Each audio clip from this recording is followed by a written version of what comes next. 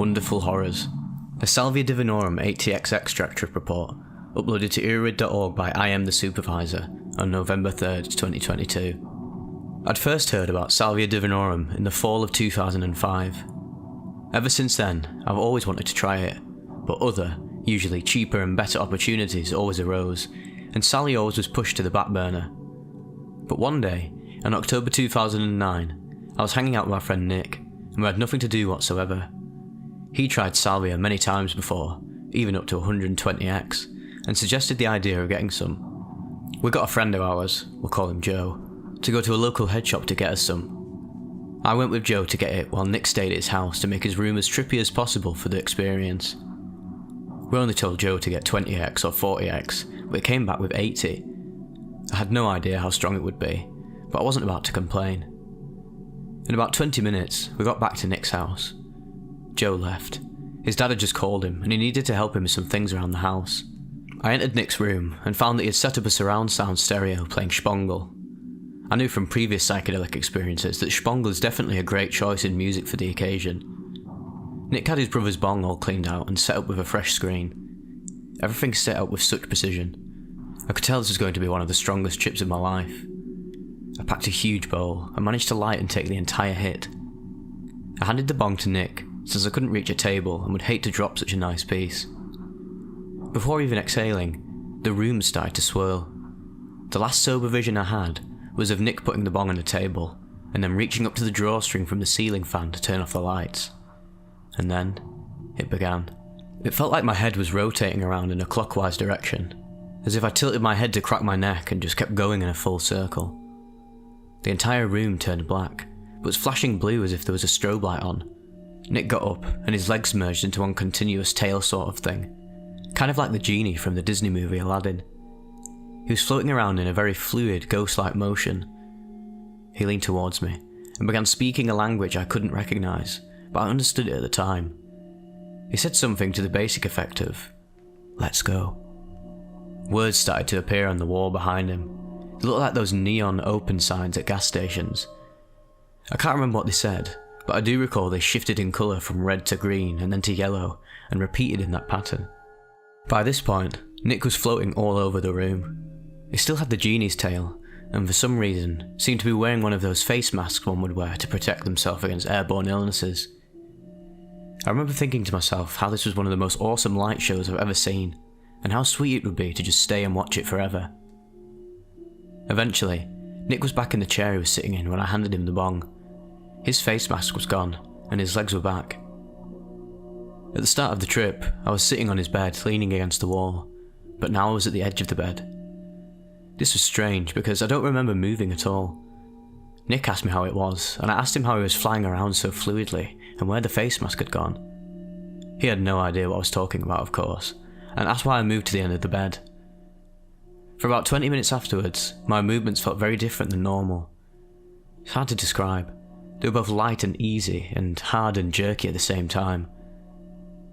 It was maybe another half hour before I decided to pack an even fatter bowl. This time, there was no music. Nick left the lights on. I took the hit and handed him the bong. As I exhaled, it felt like I was being pulled into the wall behind me. I tried to move forward to escape being devoured by the wall, but it was no use.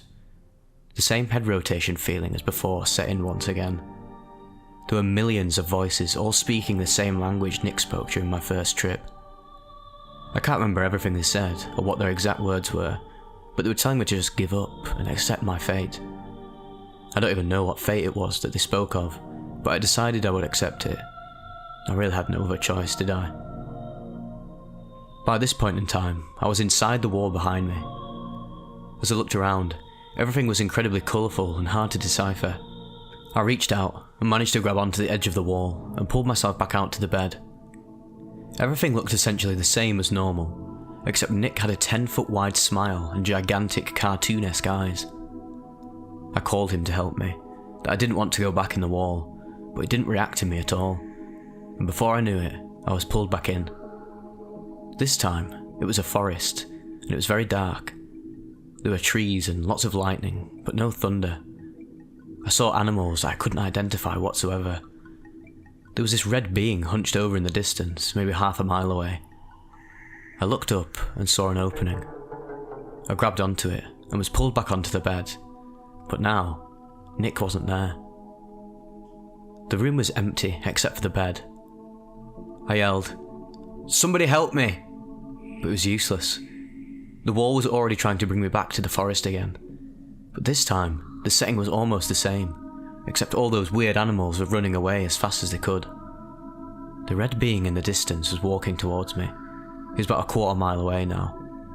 I thought to myself, I didn't even leave the forest for long. He has to be moving really fast. A hole then opened up in the ground, and I jumped in. I fell onto the bed, except now the bed was surrounded by brick walls. I looked over at the one to the left and saw two pairs of giant cartoon eyes looking over at me. A giant hand reached out of the wall. It reached up and smacked them down before I could even ask them for help, and the brick wall behind me now took me back into the forest. This time, the red being was no more than 10 feet away from me. He was holding a person in his hand. The top half of this person's head was torn off and blood was dripping everywhere. The person told me, I tried to help. I'm sorry. And the realization came to me that the person was Nick. I looked up at the red being again and came to the conclusion that it could be none other than Satan himself. He dropped Nick, grabbed me by the shoulders, and started saying, "Are you back? Are you okay? Say, my name is Alex, and I am back." Slowly, the forest started to melt away. The lightning stopped. The trees were gone. I found myself in the swirl of colours from when I first went into the wall. A voice kept repeating what Satan was saying before. The voice at first sounded like the deep, horrifying voice of Satan from the forest, but it slowly changed into Nick's voice. I wanted to say, "Shut the fuck up, I'm fucking fine," but I couldn't find any words. After the swirling stopped, I looked at Nick and asked him, "What the fuck just happened?" I was shaking and nearly to the point of tears. For a few hours after coming back, I couldn't remember any of the trip. It seemed to me like I just handed Nick the bong and he was instantly asking if I was okay. By his account, after I handed him the bong, I started shaking as if I was having a seizure. Occasionally, I would stop shaking and start yelling and screaming in a made-up language. Hearing this, Chris, Nick's older brother, and his girlfriend, who were in the room next to us, came over at one point to see what the hell was going on, and Nick chased them out. Apparently, the cycle of shaking and yelling lasted over 20 minutes. At some point, I reached for my guitar, and Nick grabbed my shoulders to stop me from picking it up and dropping it or something. And he says I shot him a glare so hateful that it looked as if I was about to punch him square in the face. As fun as the first trip was, the second was so frightening that I actually considered never doing any drugs again after coming back. I was scared senseless, and I didn't even remember what happened until a few hours later.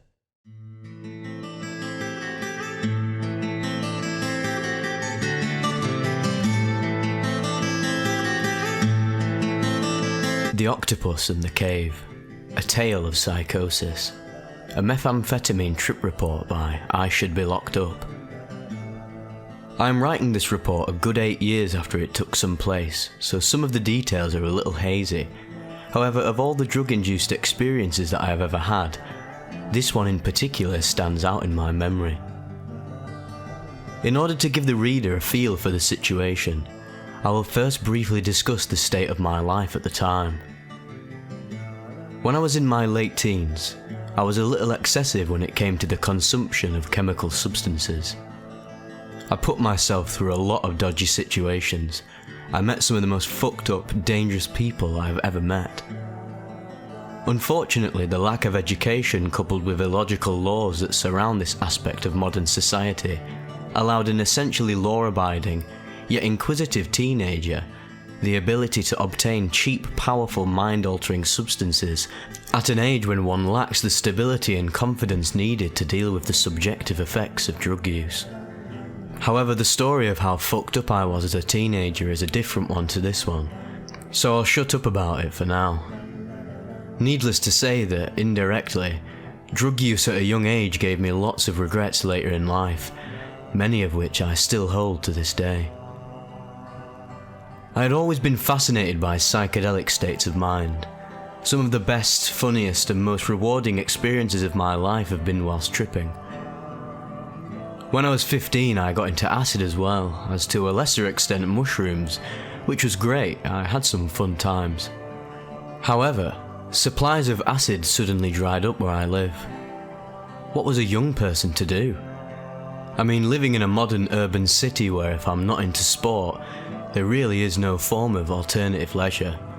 Not one that can compete with getting off my tits anyway. Well, the answer lay with my local dealer. Amphetamines. They'd always been available, but I wasn't interested before. I liked the multi-dimensional journeys and mystical experiences, but I wasn't into taking drugs for the buzz. I started taking speed all the time. Every other day for a period of about 6 months. Me and a group of friends would simply neck or snort loads of the stuff and sit around talking like maniacs.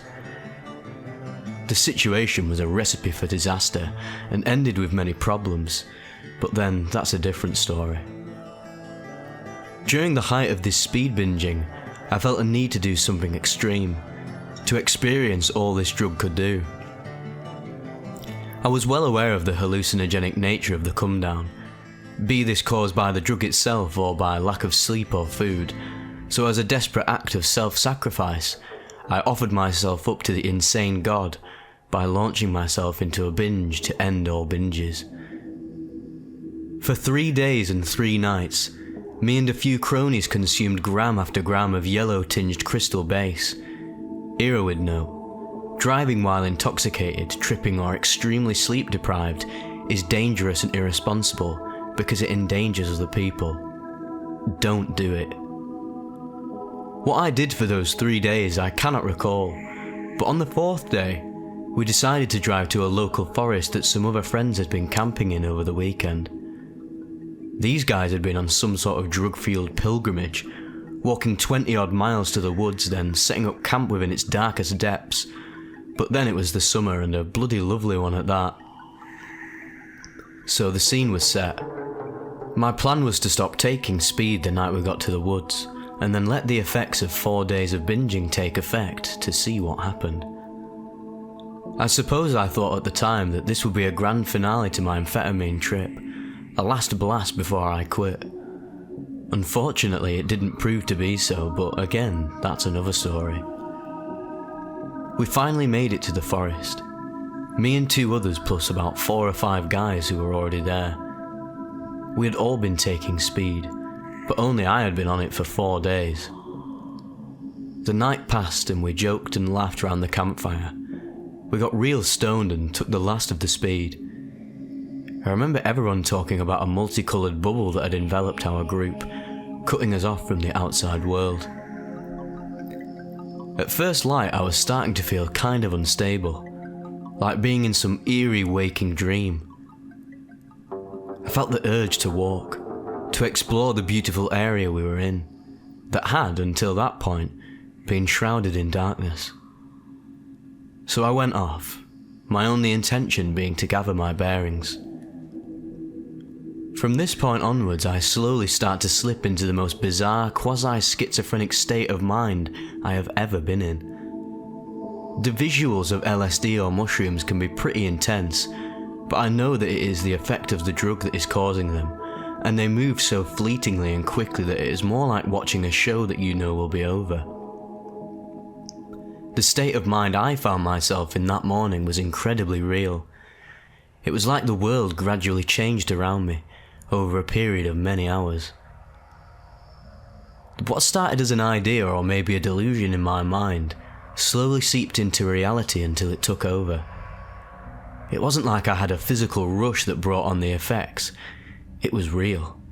It all happened as a part of my experience of reality. It was my neurotransmitters that were causing this trip. Anyway, here's what I experienced.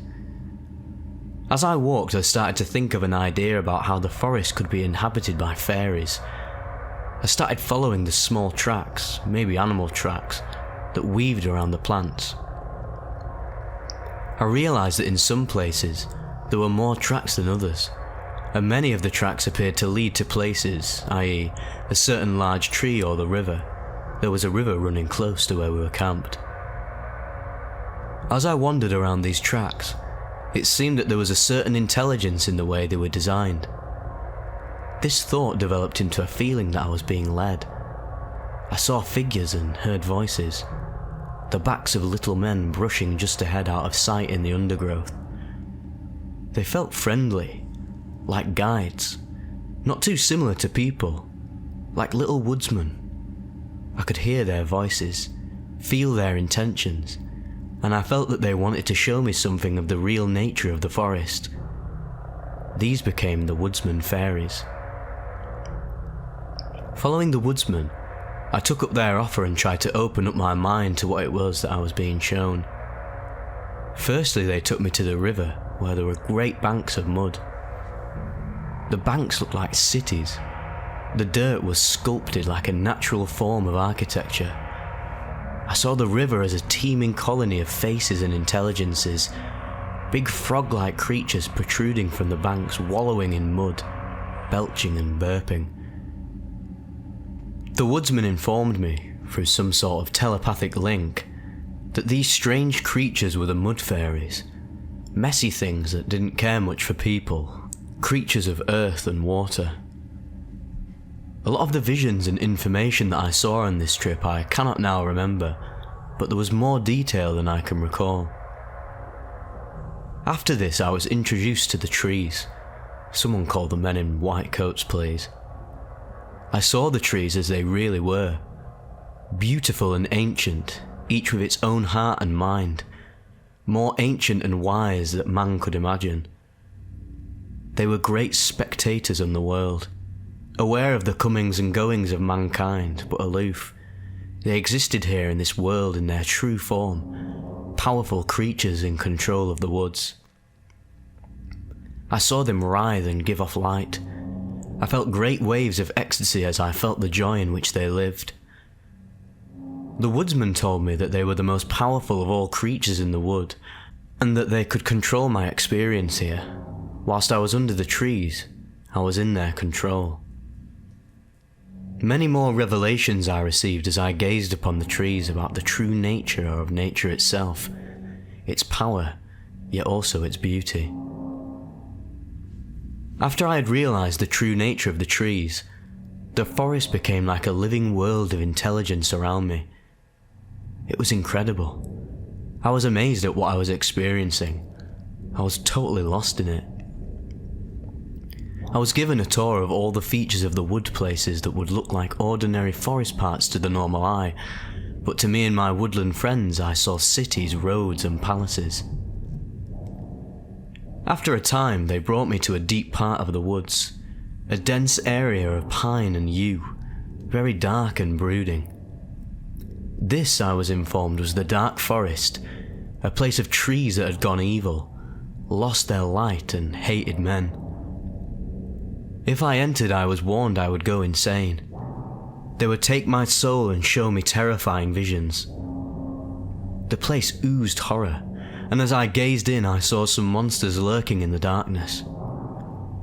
I turned away from the dark woods and headed back towards our camp. I eventually found everyone and attempted to tell them about my adventure. Most people just ignored me, telling me to shut up. No one was experiencing anything like what I was. So a little put out, I returned to my forest world. My mate, who I will call Kay, came with me, and as we walked, I described the world that I had seen.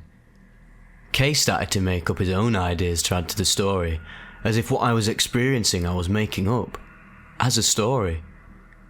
Kay was annoying me intensely by adding his ideas.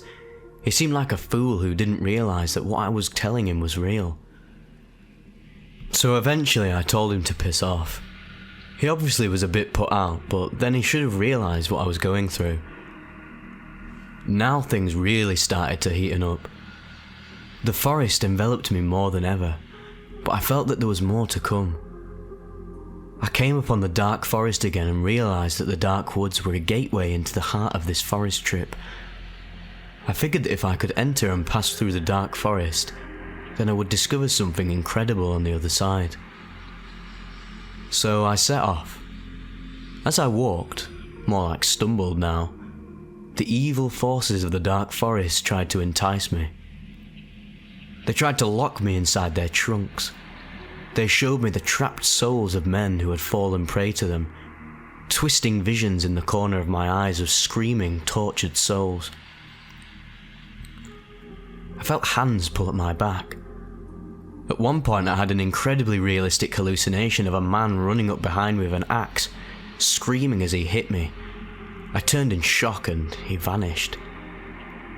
I saw all sorts of beasts and monsters stalking on either side. Fallen trunks and old stumps became wolves and demons, chasing me deeper into the wood. This was terrifying. I felt like I was on my last legs, and at any moment would collapse and die, my soul being ripped from inside by the devilish forces around me. I came delirious upon an old twisted stump of a yew standing alone in a clearing. It became a living and twisted old hag at the centre of this dark place. It cackled at me, telling me to turn back or die, then became like 1,000 snakes and melted into the undergrowth. Despite all of this, I pressed on, determined now to find an end to this evil place. Then, as the terror of the dark forest reached a crescendo, I emerged into a light clearing, and before me was a massive old tree. An ancient face seemed to appear in its bark, and it spoke in a solemn voice that was soothing and yet all-encompassing. It certainly didn't speak in English, but in my delirium I could understand it perfectly. It explained that I had reached the heart of this trip, and that all I was experiencing was a part of my own unconscious mind. The fairies were personifications of my own character, and he, the tree, was the core of my being, the voice in my head, a voice of reason.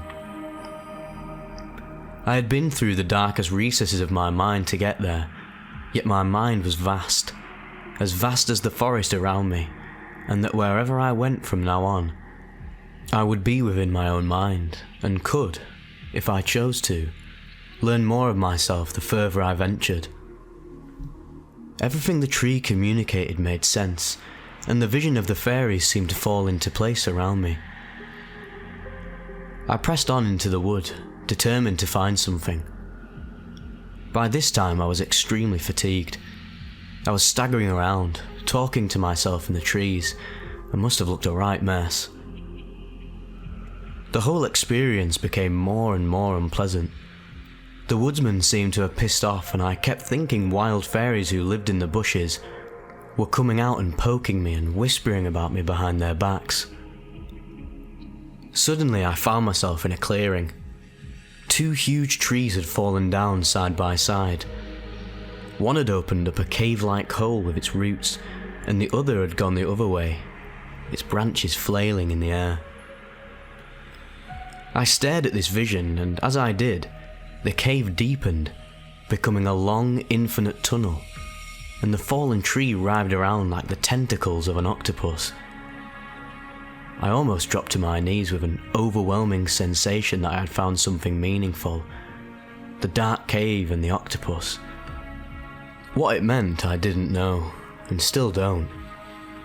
Yet this was it, the end, and my mind and body knew it. I suddenly had a flash of realization. I was tired, hungry and lost in the middle of the woods, without a clue where my friends were. I panicked a bit, but managed to find the edge of the forest, which I left, and felt much better for it. The outside seemed far saner than the forest. After a while I bumped into my friends, and it was about 10 AM. I'd been lost in the woods for about 4 to 5 hours. They'd started to get quite worried. I smoked some hash and slumped to a half sleep as they packed up the camp. I tried to explain what I had been through, but still couldn't quite believe it myself. Was it me, or was it the drugs? Had I just had an eye-opening revelation into the true nature of the forest? Or was I suffering classic speed-induced psychosis? I needed a psychiatrist, or better still, a witch doctor to talk to. Upon returning home, I slept for about 24 hours. Long after my experience, I read about shamanism and similar cultural phenomenon and discovered that such trance experiences are not uncommon after long periods of sleep deprivation or starvation. Was what I experienced something similar, but in an English forest setting? Maybe were we living in a society that understood such altered states of consciousness, I could have shared my experiences and maybe made sense of them as an initiation, or whatever they could be interpreted as. Unfortunately, we lack the experts, and so my story remains just that, a story.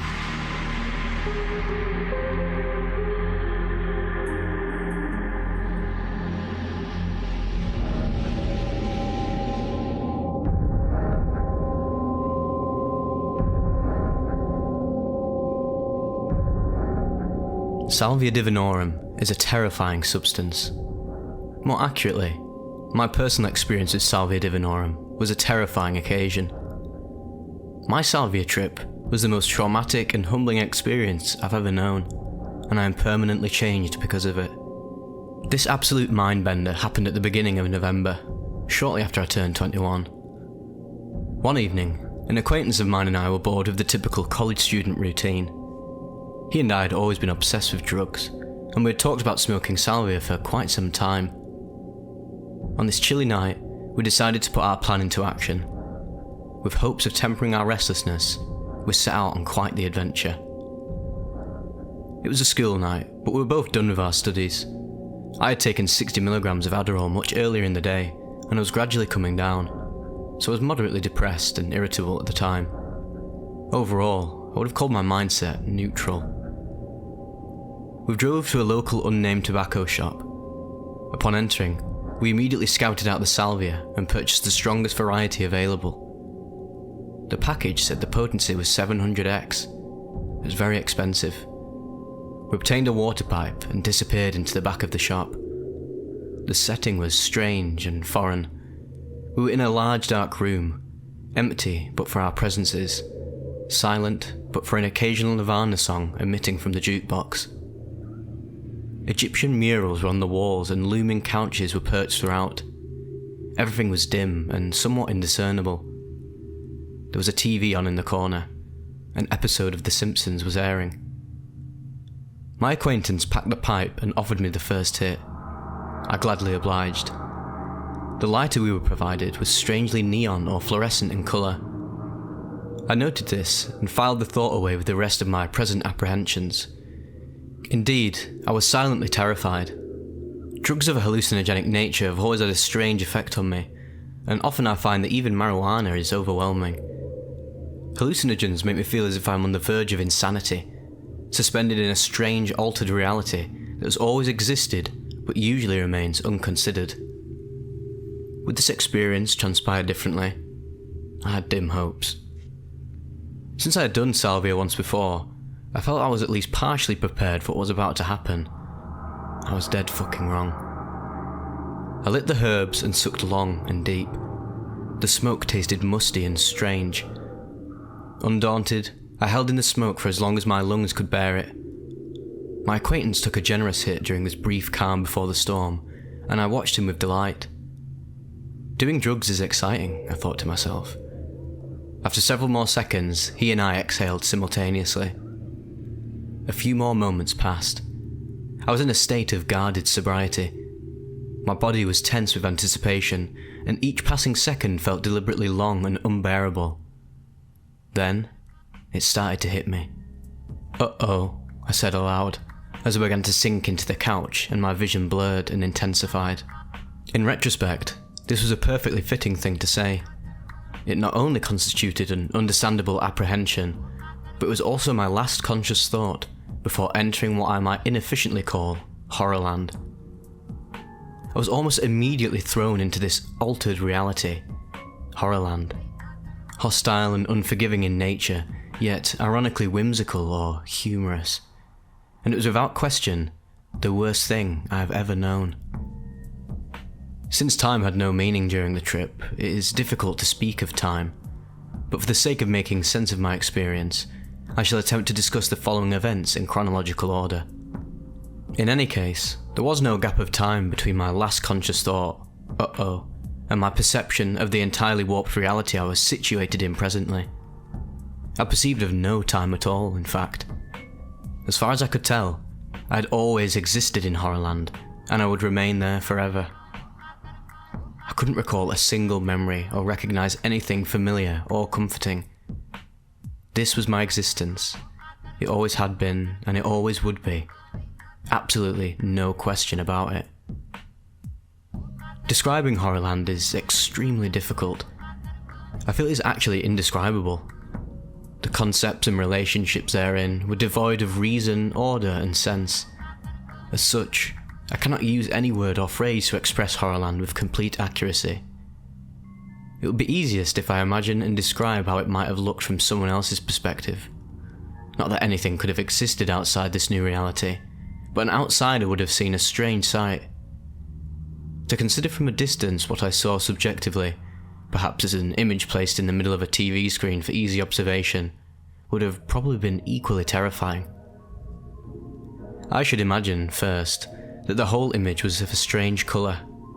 There were angry, irritated hues of red. These expanded and curved with irregularity, and comprised a spectrum that ranged in colour from dying red rose petals to moist and cartoonish gums and lips. These red hues randomly and sporadically covered an awful, flesh-coloured spirally roll of organic, moisturised tarp that was rolling itself up. The tarp expanded infinitely. Part of it was still flat and unrolled, but the other part was barrelling and rotating forward, tucking into itself as it proceeded with such irresistible force. I myself existed as a part of this tarp, and this tarp was the only thing that existed. This fleshy tarp was steaming hot and blaringly unforgiving or violent. It was somehow living, conscious enough at least, to experience great confusion and agony. My conscious mind, in fact, resided in the most unfortunate and painful location on this tarp. I was suspended in this horrific stretching flatness, embedded mere fractions from the advancing roll, mere moments away from being wrapped up and suffocated with the rest of everything. Escape was impossible. All extant matter had succumbed or would succumb to this fate. At last, my time came, and I was lifted and turned by the advancing force, and thus I began a dizzying, suffocating, and torturous eternity, in which my flesh was fused in every direction, to the endless layers of tarp that had already been rolled and were still rolling and suffocating, like a burning peach-coloured carpet of tortured souls. All the while, an overabundance of noise flooded my perception. This was too bizarre to make out. In retrospect, I can perhaps liken the noise I heard to shrill demon cries, mixed with this cacophonous symphony of horrible instruments. Everything was out of tune and morbidly inharmonious. It was almost like someone had recorded the last dying noises of every organism that had ever lived on Earth, combined all of these recordings over the top of each other on one tape, and forced me to lie down and listen, while the tape deafeningly blared from an infinite cluster of speakers surrounding me. Then I remember that there was an ineffable chorus of chanting.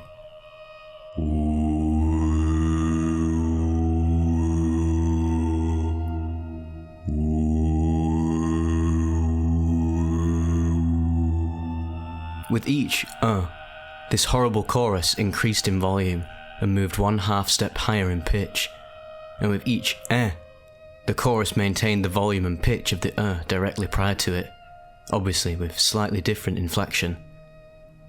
This increase occurred in 4 stages. Then there was a brief silence, and then the chorus started from the top and decreased in volume and pitch with each descending back down to the original pitch and volume, and then the cycle was repeated once more.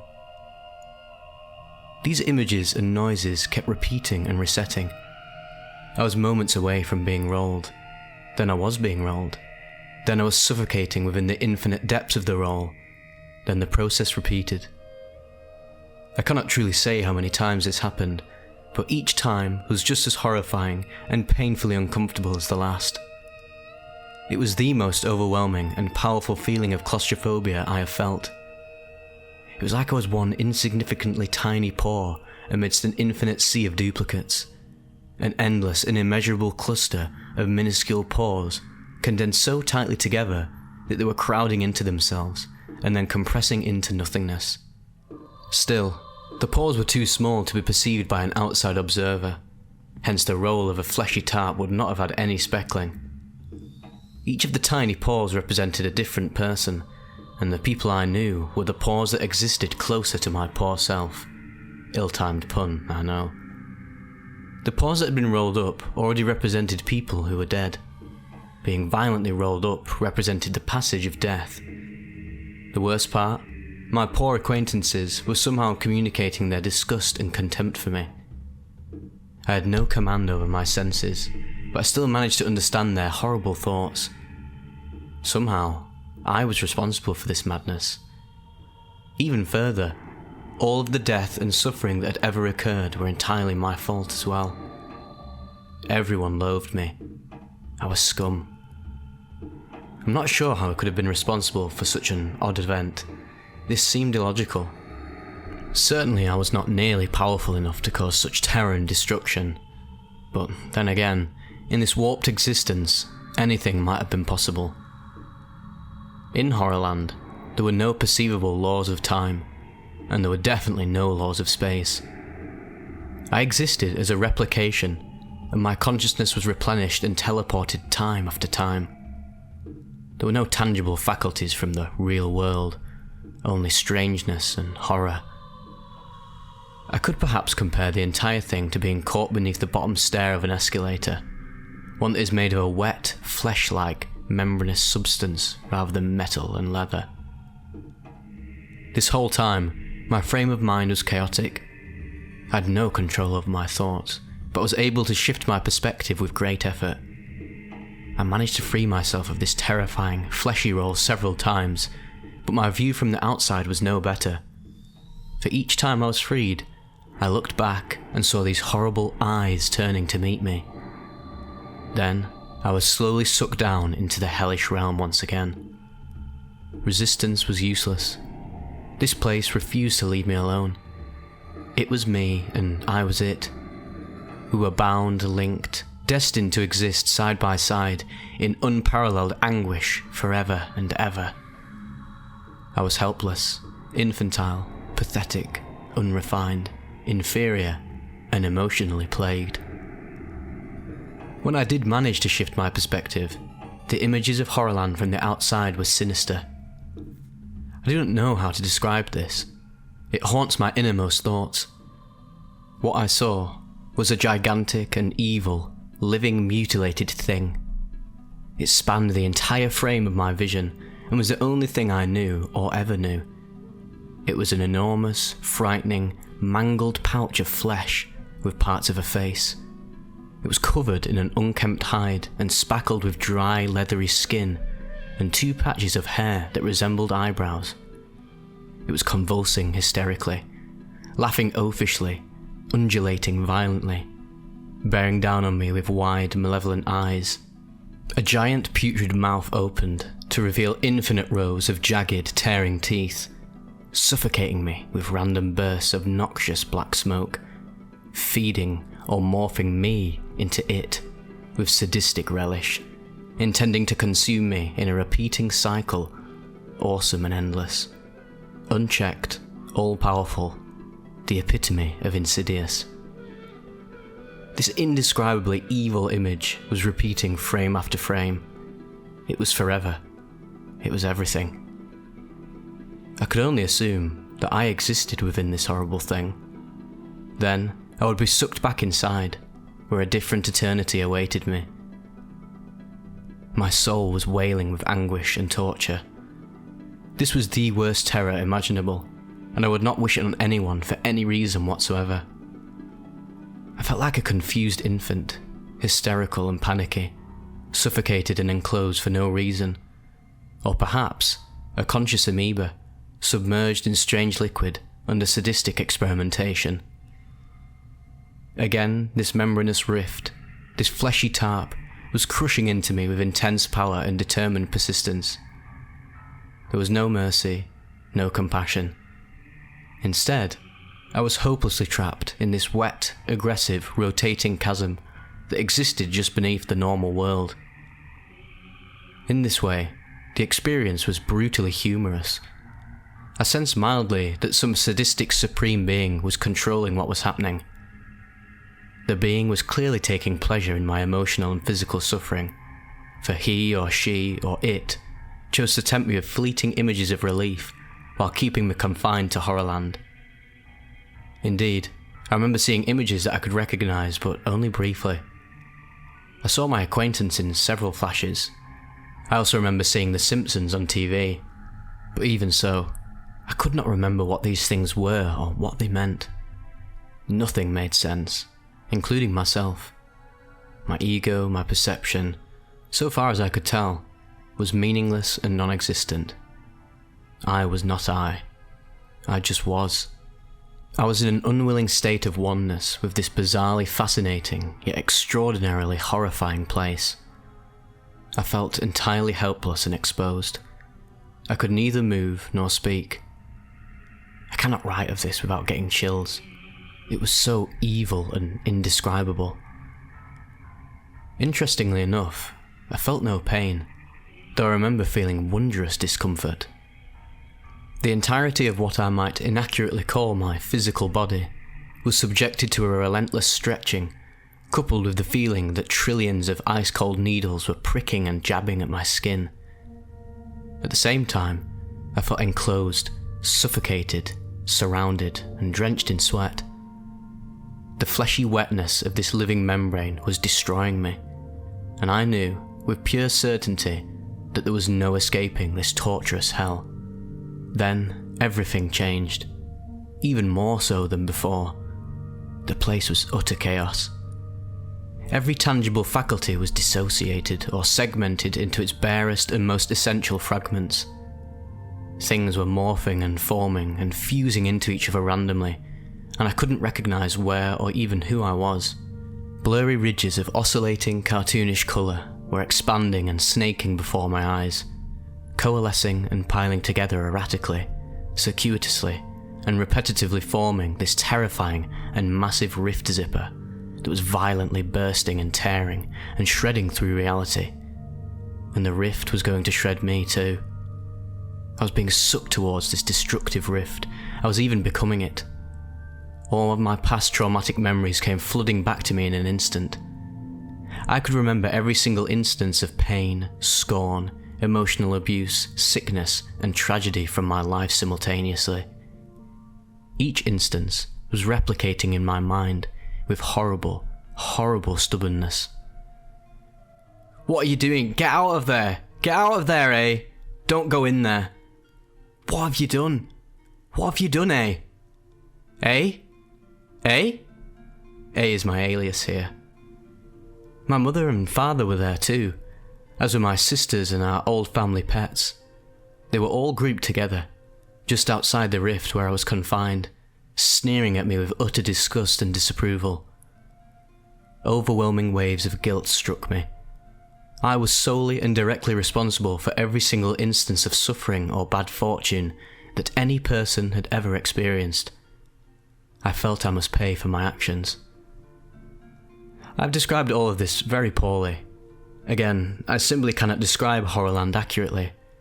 It was far too bizarre and alien.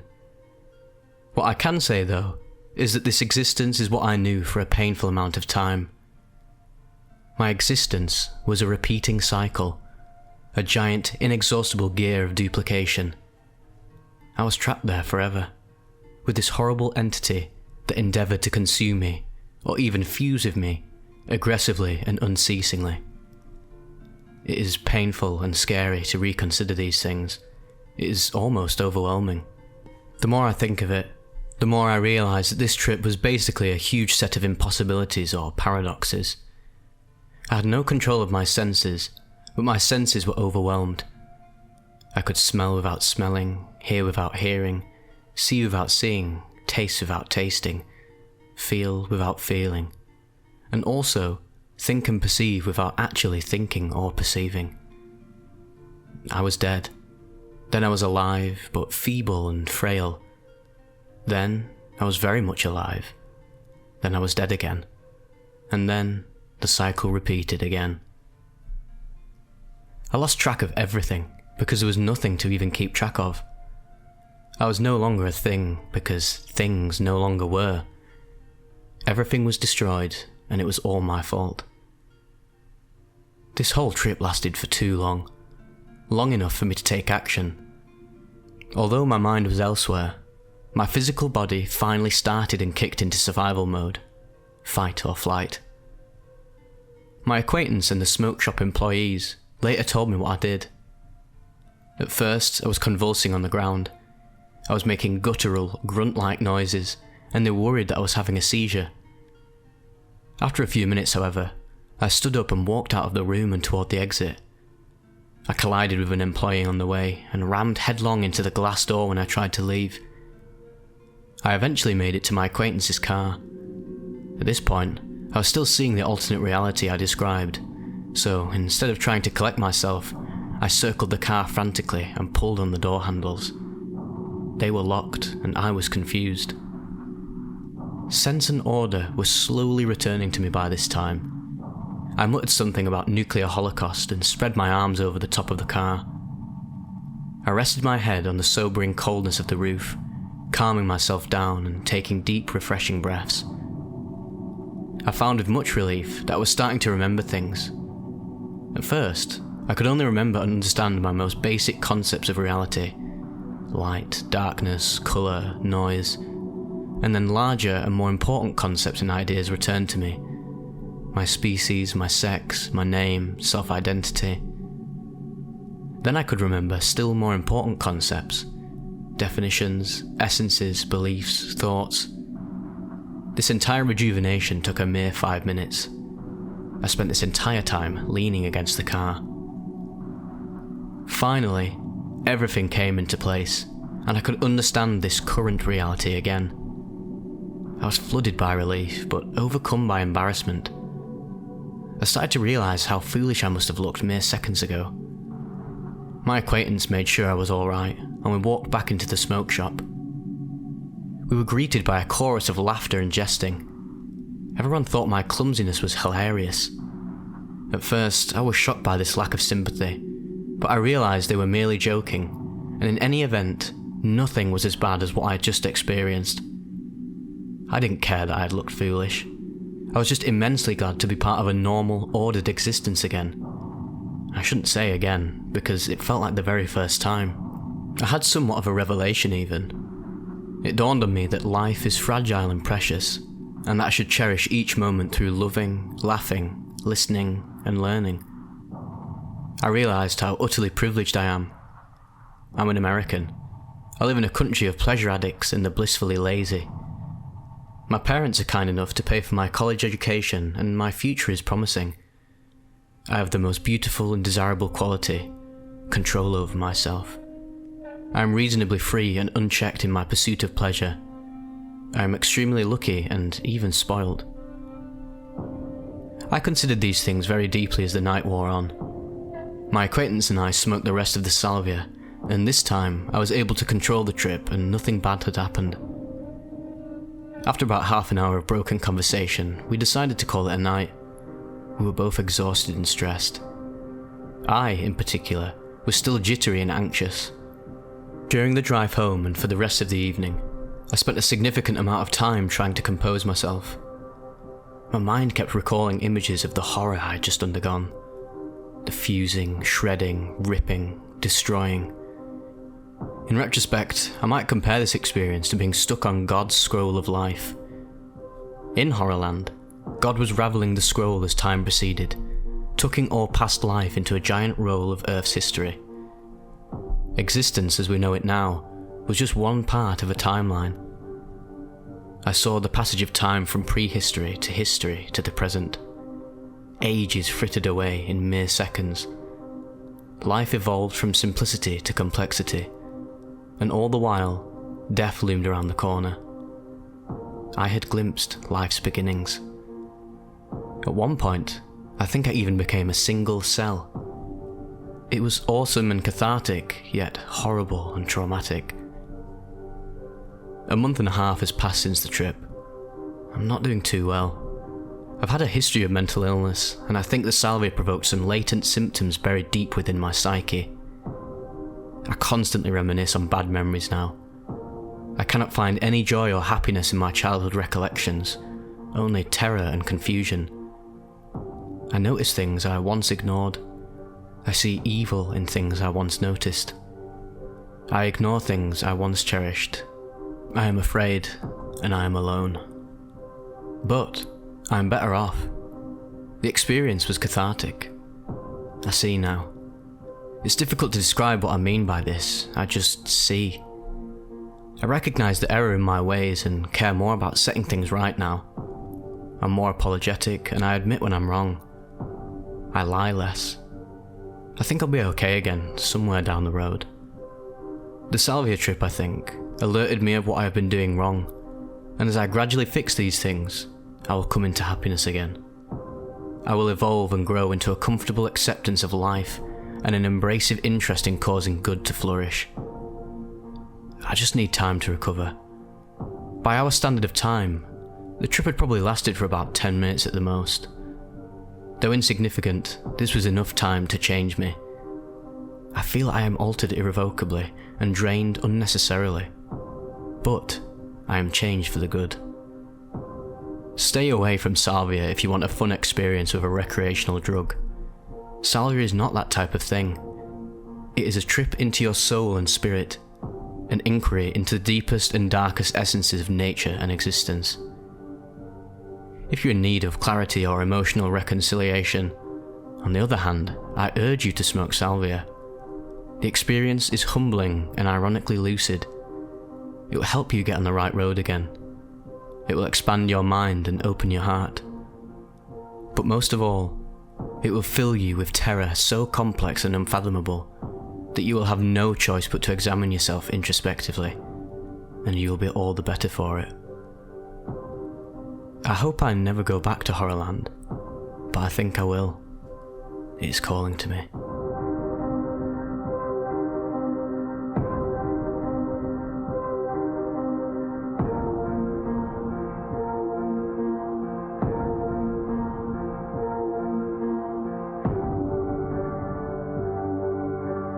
I want to start this story by giving a little backstory and providing some context and maybe some reason for why these events unfolded the way they did. For a year before this event, I used heroin every day. Needless to say, I was very addicted, sometimes consuming over a gram a day. That's about $60 a day. One day, after multiple quitting attempts, I decided I would double down and attempt to cold turkey off of this substance. I plan to use kratom and THC oil tea to lighten the withdrawal effects. While this may have been a rational or even optimal way to overcome the withdrawal symptoms for some, it turned out to be a complete nightmare for me. The THC was already prepared by my stepmother, who has disliked me due to recent events related to my addiction. I asked her for some of the tea she had prepared, assuring me that it was mild, as I have no tolerance to THC at the time, and I'm prone to pretty severe cannabis anxiety. She gives me a large coffee cup full of this THC oil-infused beverage, and I proceed to drink it. I was about halfway through the cup when I started to notice the effects. Recognising it as typical effects of THC, I didn't pay much attention to it. Until about 30 minutes afterwards, I started to feel very dissociated and confused. I felt as though my surroundings were becoming increasingly distant and unfamiliar, similar to a moderate dose of ketamine. My heart rate began to increase and panic began to take hold. I decided to walk around to calm my increasingly overwhelming anxiety symptoms. This was when I began to notice some severe visual distortions. Every object I walked towards seemed to grow, rather than get closer and vice versa. This effect happens on psilocybin quite frequently for me, But at least I can rationalise that as psilocybin just being psilocybin. I couldn't explain this at all. It didn't seem possible for THC to be so potent. Time began to come to an almost standstill, and this is where the nearly indescribable physical symptoms started to take effect. I no longer felt connected to my body in any meaningful way whatsoever. My sense of touch completely disappeared, and an intense, all-encompassing pins and needles overtook me. Whenever I touched the surface, it felt like I was going through the object. I was horrified, and could not make sense of what was happening to me at the time. I tried to calm myself, but there was absolutely nothing I could do. I felt like I was trapped in a never-ending loop of suffering. How could such a benign drug such as THC do such a thing? Had my stepmother laced me? Was I going insane? These thoughts began looping over and over in my head until I couldn't take it anymore. I ended up dialing 911. However, this wasn't an easy task because I could no longer feel my hands or have an accurate idea of how to operate a phone. Things became increasingly blurry from here, but I managed to dial 911. It took about 7 minutes to arrive, but this felt like forever, and I was losing my shit. Once the paramedics arrived, they put me on a stretcher and began asking me what I had taken. I had a feeling they didn't believe I had only taken THC, but this could have been due to severe paranoia. They had me breathe through a straw to calm down, but this didn't last for long until I was overwhelmed with a sense of cosmic dread. I remember closing my eyes at one point and feeling like I was falling back into eternity. I felt like I was trapped in an infinite loop of ineffable torture. My body felt like it was being pulled apart in every direction. I was completely losing my grasp on reality. I began screaming at the top of my lungs and fighting for my life. This terrified the paramedics, and they threatened to call the police if I didn't stop. It was out of my control though. They ended up strapping me down and giving me oxygen. At one point on this infinitely long, horrific hospital ride in the ambulance, I opened my eye and felt like I was in a completely foreign reality. The paramedics appeared to me as some alien entities, and the environment seemed to me as some sort of spacecraft. I thought they were performing experiments on me, and I felt like the hospital bed was some object used to crucify people. I felt like some entities were crucifying me. There are no words in the human language to describe the pain and fear I felt at that moment. I was mortified. There was no doubt in my mind that this would last for eternity. Finally, we arrived at the hospital. I began demanding the staff to give me benzos to help calm me down. I was furious at them for not giving them to me right then and there. I was cursing at them with every vulgar word I could think of. They eventually gave me an IV with Ativan. I can only remember bits and pieces after this, but I do remember vague images of them coming into the hospital room and asking me questions. I ended up waking about 14 hours later, covered in blood and bruises. I'd torn my IV out in a fit of rage and gotten blood all over the place. Aside from feeling a bit spaced out, I felt pretty normal, and they proceeded to discharge me. Looking back, I don't believe my tea was laced with anything other than THC, but I do think it had something to do with the fact that I was going through heroin withdrawals and that my mental health at the time was pretty out of balance. We seem to underestimate the power of THC. The effects of drugs are entirely subjective from individual to individual, but I would not recommend taking such a high dose of anything psychedelic in a bad state of mind.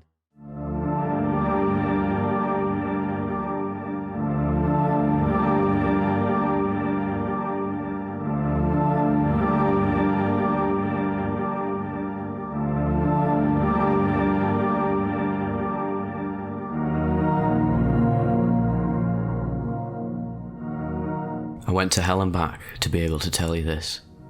A 5-gram diphenhydramine trip report, posted by Cedric on August 7th, 2011. After around 20 minutes of consuming all the pills, I started to see mild distortions and audio hallucinations, mostly ticking and scratching, which seemed distant. I was inside the car which was going to the house I was supposed to spend my trip at. I kept telling my friend Martin not to interfere with the trip in any way, unless it was obvious that I was in lethal danger. I noticed my memory span was becoming shorter and shorter, and the ticking and scratching was getting louder, along with a mild head rush-like high-pitched sound. Right before we reached this place, I realised I couldn't move, and my vision started glitching up. It kept flashing and freezing, and sometimes I wouldn't see anything at all for a split second. I told this to Martin, and he convinced me I could walk. I just had to do it carefully, so I followed him to the house. I was very, very heavy, and every time I looked at the floor, it seemed like my feet were sinking into it. I was left alone in the room, which was slowly melting all around me. Most of the furniture had bright, unusual outlines. At this point, I felt crawling all over my body. My vision flashed again, and I found myself completely covered in spiderwebs. I moved my hands through them, which helped for a little while.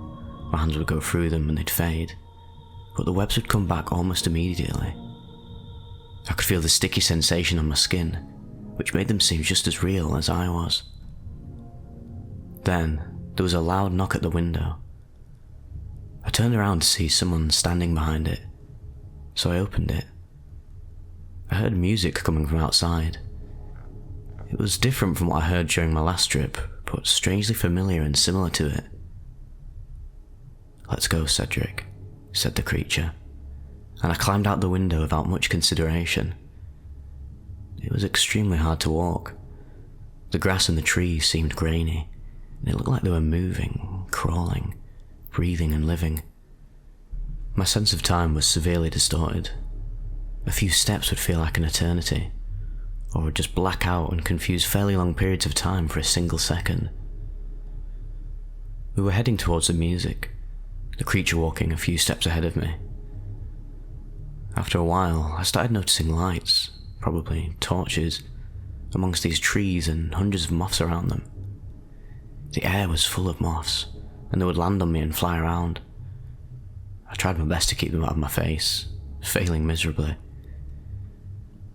Finally, we reached a clearing. There were many people there. At the front, very still, stood my relatives, all dressed in black, surrounded by shadows and people I don't know. They all seemed frozen, and had the same blank expression on their faces, eyes fixed on me. I tried to talk, but my voice got stuck in my throat. It was extremely sore and dry. I started feeling a mixture of guilt and fear, because I could tell they all knew the creature took me here because of DPH, and considering most of them were dead, I wasn't even sure if I was alive. Suddenly, there was a very unpleasant crackling sound and a white flash. The creature who took me here was gone now, and everyone was just walking around and talking, completely ignoring me. I decided to sit down because of the heaviness. After a while, I noticed a black dot moving through the grass towards me very quickly with the corner of my eye. Then, I would feel a bulge moving under my shirt at the right shoulder. I freaked out and smacked it, and a black rat fell out of my sleeve. It looked dead, but every time I took my attention off it, it would disappear and run and hide under my shirt again. I was terrified of it for some reason, and after around 5 loops of this happening, I started beating it repeatedly after it dropped out of my sleeve. I did this until the rat's body turned into some sort of rubber goo. Its legs were still moving, but after this it wouldn't touch me again. But I did keep seeing its distorted body with the trembling legs from time to time throughout the trip. I quickly stood up and went to a different spot. I was approached by my mother, and she was crying. "Why did you do this, Cedric? We warned you." I told her not to worry, and I was going to be fine, which was obviously bullshit. Other people froze in place again, and I could hear voices saying, "We warned you. What have you done?" Even though their lips weren't actually moving. The longer I looked at them, the more distorted they would get, until they formed these bug eyes and arms reaching the ground. Another flash followed. I was back at the front yard of the house and saw Martin standing by me. I assumed he shook me. He was asking if I was alright, and I'd been standing here for ages. He had these spiders in his hair. I tried to say yes, but I couldn't because my mouth was so painfully dry. I began to walk my way towards the house, but later on, after all this, Martin told me I never even went there in the first place. The whole trip thus far has been experienced right after stepping out of the car, standing and moving around at that very spot. There are many blackouts at this point. I recall centipedes from my last trip and spiders all over me and inside me. Around 10 of them crawled out of my mouth. July 13th. I woke up the next day still tripping hard. I never remembered even falling asleep. I went to check the next room. Martin told me I was out for around 5 hours. I then later found out that he was still asleep and the information was completely false. I managed to get some water and go to the bathroom because the urge to pee was terrible. Moving was still a difficult task and I couldn't concentrate properly. This is when I posted, alive, the previous report. When I got back to the living room, I saw someone sitting on the couch. It stood up and I recognised the figure as the Hat Man. He walked towards me and said, "You are getting in and running out." I started to feel extremely hazy and got another head rush. I'm not sure if I left the sofa or blacked out and lay down on it, but I was there, at the edge of sleep, and the Hat Man was looking right at me. This might be a dream or a full-blown trip. I don't remember closing my eyes, and I could still feel my surroundings. I was in an extremely vast room. The floor, ceiling and walls were all black. There were no doors and I couldn't see where it ended because darkness hid it out of sight. There was a woman standing right in front of me. She looked at me, smiled, and took her face off as if it was a mask. The face behind it looked exactly the same, but she was bleeding from her eyes, mouth and nose, and her eyes were completely black. I looked around the room once again, to see faces appearing on the walls and ceiling, greeting me without words, until they started to fall down like masks as well, revealing bruised and blood-covered faces. The masks would then turn into ash that wouldn't settle, but move around the floor and feet.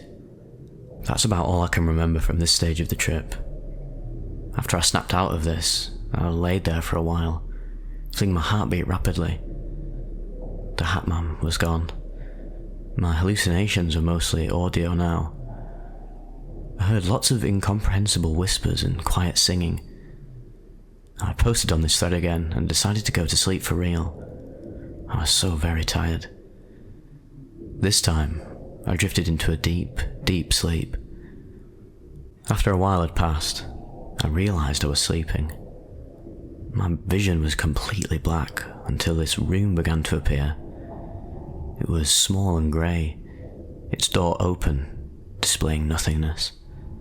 I walked towards the door and stepped out of the room. Several shadows approached me. The door then shut, and I heard, "You were out," very clearly, and felt this burning pain in my chest. Martin said I started screaming. He tried to wake me up and check my pulse. He realised what was happening and called me an ambulance. Let me tell you, I had to down a lot of charcoal, and I had minor hallucinations for around 3 days. An unholy matrimony of blood, fire and death. A deterrent cannabis trip report. Uploads era.org by Decipher, August 6th, 2009. The entree. 25 finely chewed seeds of deuterostramonium, aged to racemize the hyoscyamine to atropine and the scopolamine to atrazine. Each seed is roughly 7 to 8 milligrams, but alkaloid content of each seed varies too much to be consistent. 2 bowls of blueberry kush, cured to decarboxylate the THCA, and smoked approximately 2 hours after ingestion of the datura. I eyed the small cluster of black, teardrop-shaped seeds in the palm of my hand, with a mixture of apprehension and usual pre-trip anxiety. They taste bitter, with a hint of an earthy bite. Not bad by any means, but the hard husks get stuck in my teeth. I chew well, and let the mass sit in my mouth for a few minutes to aid any sublingual absorption, and prepare to joyously delve into the bowels of torment and despair. The trip. Eyes closed, pitch blackness. A sense of evil, a seductively malevolent vibe. Apprehension as the gears of my perspective slowly creak into the lower planes. Streaking spirals of light, growing brighter and brighter, until suddenly they break through. People and landscapes in perfect clarity, as if I were watching for an invisible camera. A man turns towards his wife, before stabbing her violently in the back. He rips the peeling flesh from her body, as insects suddenly pour out. Cut. A pool of blood, undulating with red waves. Body parts falling in, silently splashing. There was no sound whatsoever to these visions. Cut. A wolf, black eyes, digging into an unidentifiable corpse. Strings of meat are dangling between its teeth. Cut. Many scenes of erotica, usually ending in a gory climax. My skull is but a padded cell, the walls of which my inner demons bounce off. Themes of sadomasochism, violence punctuated by guilty pleasure. I hear sounds of sheer chaos. Screams, thumps, dragging noises, someone calling my name louder and louder. A gentle hiss and a bump. Cut. Spiders. Lots and lots of spiders, pouring through the cracks of reality, as if punching through this thin veil of ordinary life.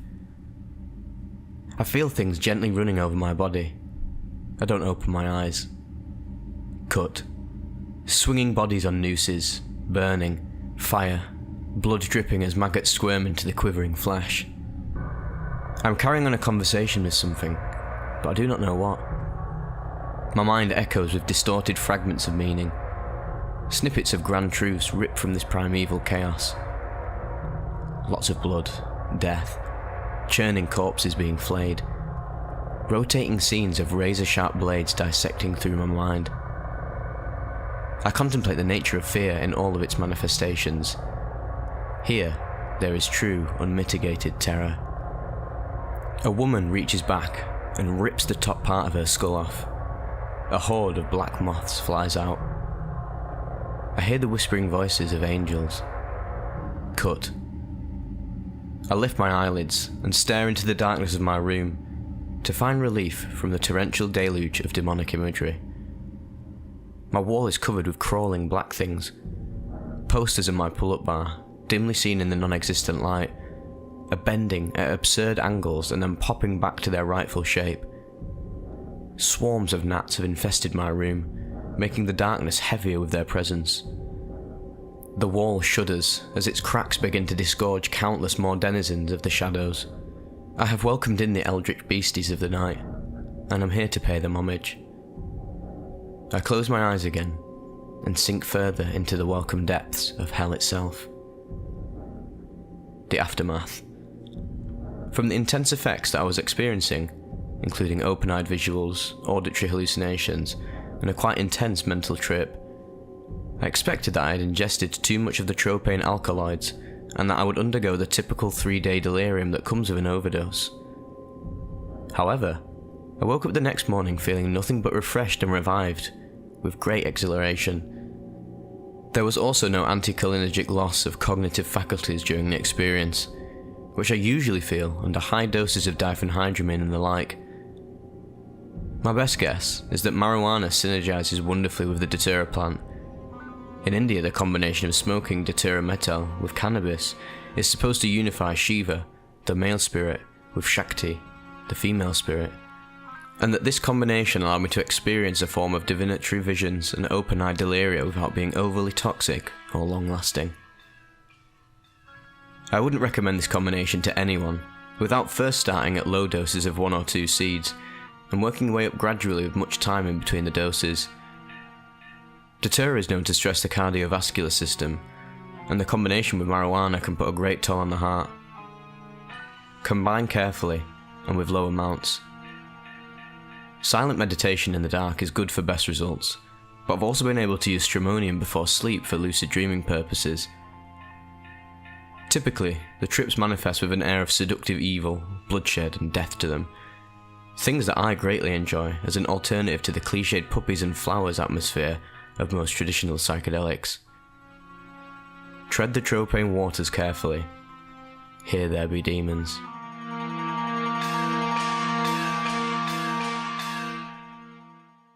Let me start by saying that I probably only remember a few % of what happened. However, I think that is enough to give you an idea of the potential of this substance. The beginning is probably standard. I was myself a rather peculiar, adventure-seeking 20-something with a few nagging issues, the cause of which was probably an underestimation of what I had at the time. I was alone at the time and only my countrymen and a small part of my family cared for me, so I figured I didn't have much to lose in life, so it was worth the risk. I read a lot about psychedelics. Unfortunately, I didn't have much opportunity to try them at the time except for low doses of LSD, which didn't even bring me into the 3rd level. My interest was aroused by commonly available datura, and even though I read many bad things about it, and even though I was in my 2nd year of biotechnology, which I was very interested in, my eternal sanity was broken by a few dozen black balls. I don't want to bore you with an even longer introduction, so I'll just say that I never had done something so terribly debilitating and naive before. The day came. It was the beginning of September, very warm and pleasant, and most importantly still a holiday. I went behind the city park, where nobody actually goes, and where those damn bushes grew. With a smooth movement of my hand I twisted the seed chestnut. I divided the contents into 2 parts, half of which, I think I had some sense left, I put in my pocket, and the other half I ate with a big grin on my face. The taste was horrible, very bitter. The whole plant emitted an unpleasant, rather repulsive smell. It took me about 15 minutes to eat.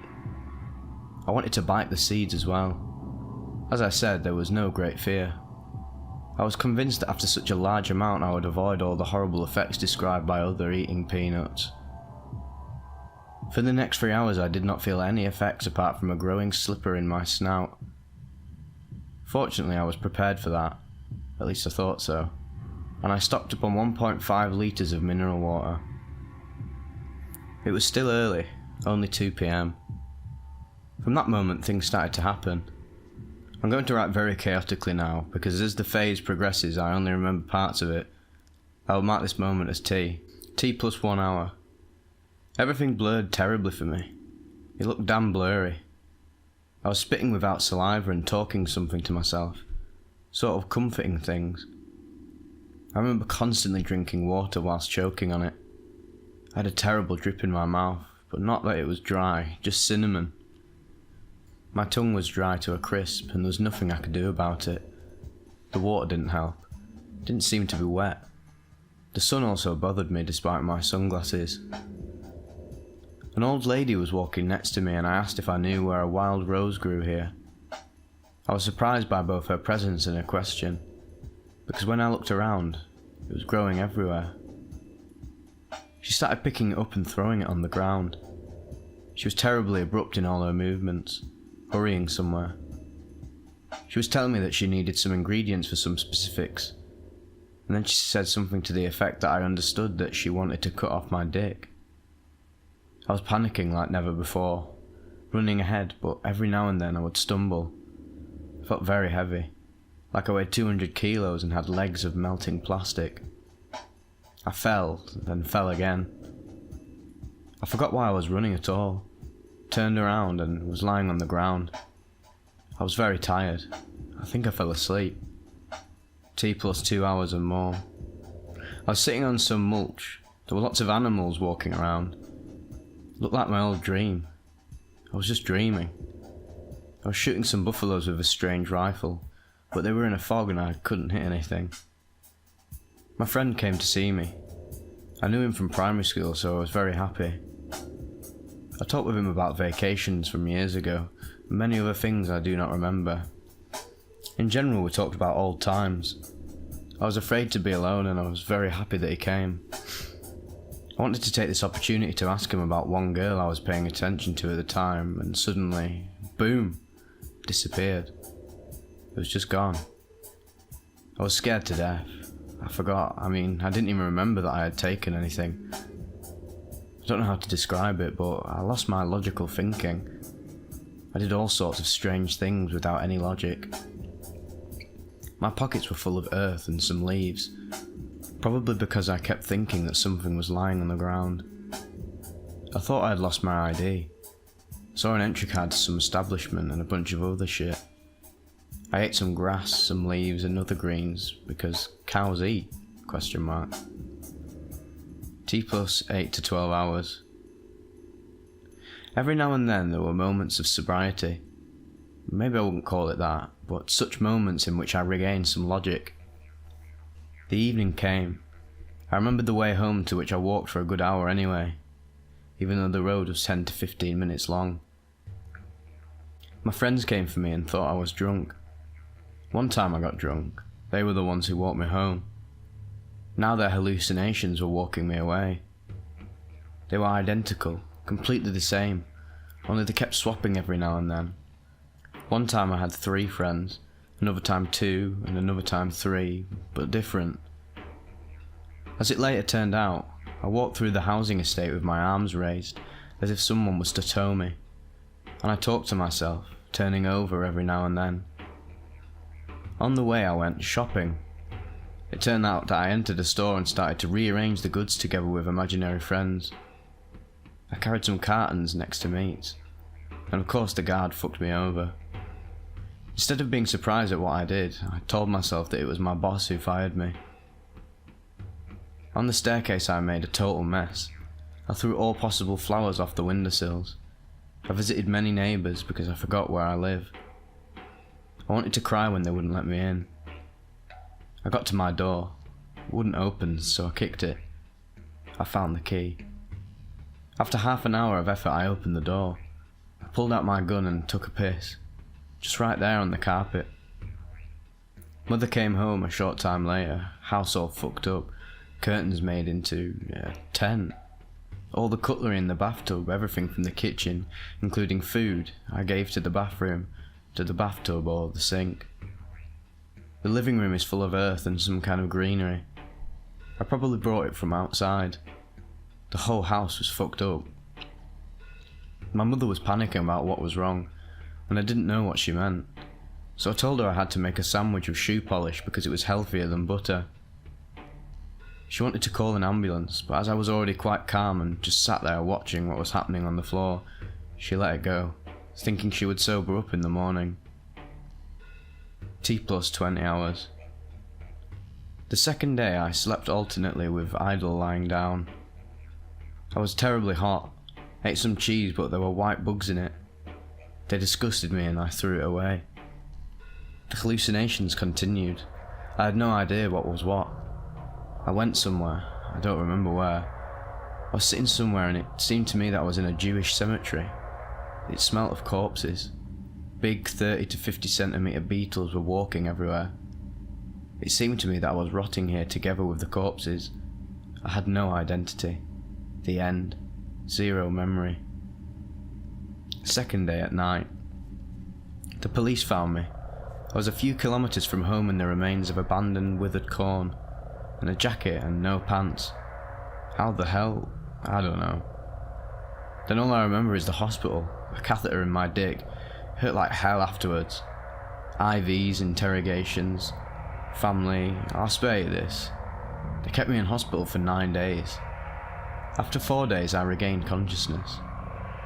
I got a nice referral for psychiatric tests and the need for liver tests for a few years. A ban on eating anything that could harm me in any way, many other bans, but that's the fuck out there. How did it change the future? Some things I don't want to write about, you can guess for yourselves. Other things include fucked up health, worse intellect, although now, after 6 years, I seem to be better. Great disappointment for my family, great gigantic shame. The whole housing estate saw me practicing various oddities. The cooperative charged me for the damage I did to the cage, plus a broken window of which I had no idea. Health is still failing, and here the immunity is weak, and here the kidneys hurt. I can only dream about drinking a 4-pack. For over a year I was afraid of everything that was sticking out. I was afraid to sleep in the dark. When I talked to my friends, I was afraid that they would soon disappear and it would all come back. Today, after all these years, I am telling you about it to warn you. I graduated from college, having several conditions, plus one repeat of the year, and started to slowly recover. My mind year by year is more and more like it was before, but I know I could have stayed a complete retard for the rest of my life. Remember, Datura is a damn poison, not a psychedelic of any kind. There is no experience after it like there is after LSD. No enlightenment, no colourful visions, and no gentle return. Datura is something that grinds your brain. Everything goes haywire and you are not in control at all. You don't understand any words or absolutely anything. Logical thinking is completely turned off. Simply put, learn from someone else's mistakes and you will avoid many problems. Think before you take anything. There are a lot of cool and interesting things in the world, and I'm not writing this because I like it so much, but because I found out about it myself. You are all nice young people, and you can do a lot. Ciao. Disclaimer. I do not recommend taking this much of anything over the counter. I did it stupidly attempting to sleep one night, sick as hell with the flu. This was not an intentional trip or planned out by any means, and I had no idea what was about to happen to me. Generally I love psychedelics, but remember kids, this is a delirium, which means you're basically having the worst nightmare of your life while awake. If you're going to do it, have a sitter present, and be prepared for what's to come. Happy hallucinating. I couldn't sleep to save my life. I was in withdrawal from opiates, generally pain pills, which is an entire other story altogether, and I was also sick with the flu and a chest cold. I decided that taking a few sleeping pills would help me get a few hours of sleep. After about an hour it wasn't working, so I took more and more, and ending up taking the entire packet of 12. I could have sworn I took 2 more, but I really don't know. About a half hour later, I went to stand up to use the bathroom, and everything had this strange feeling to it.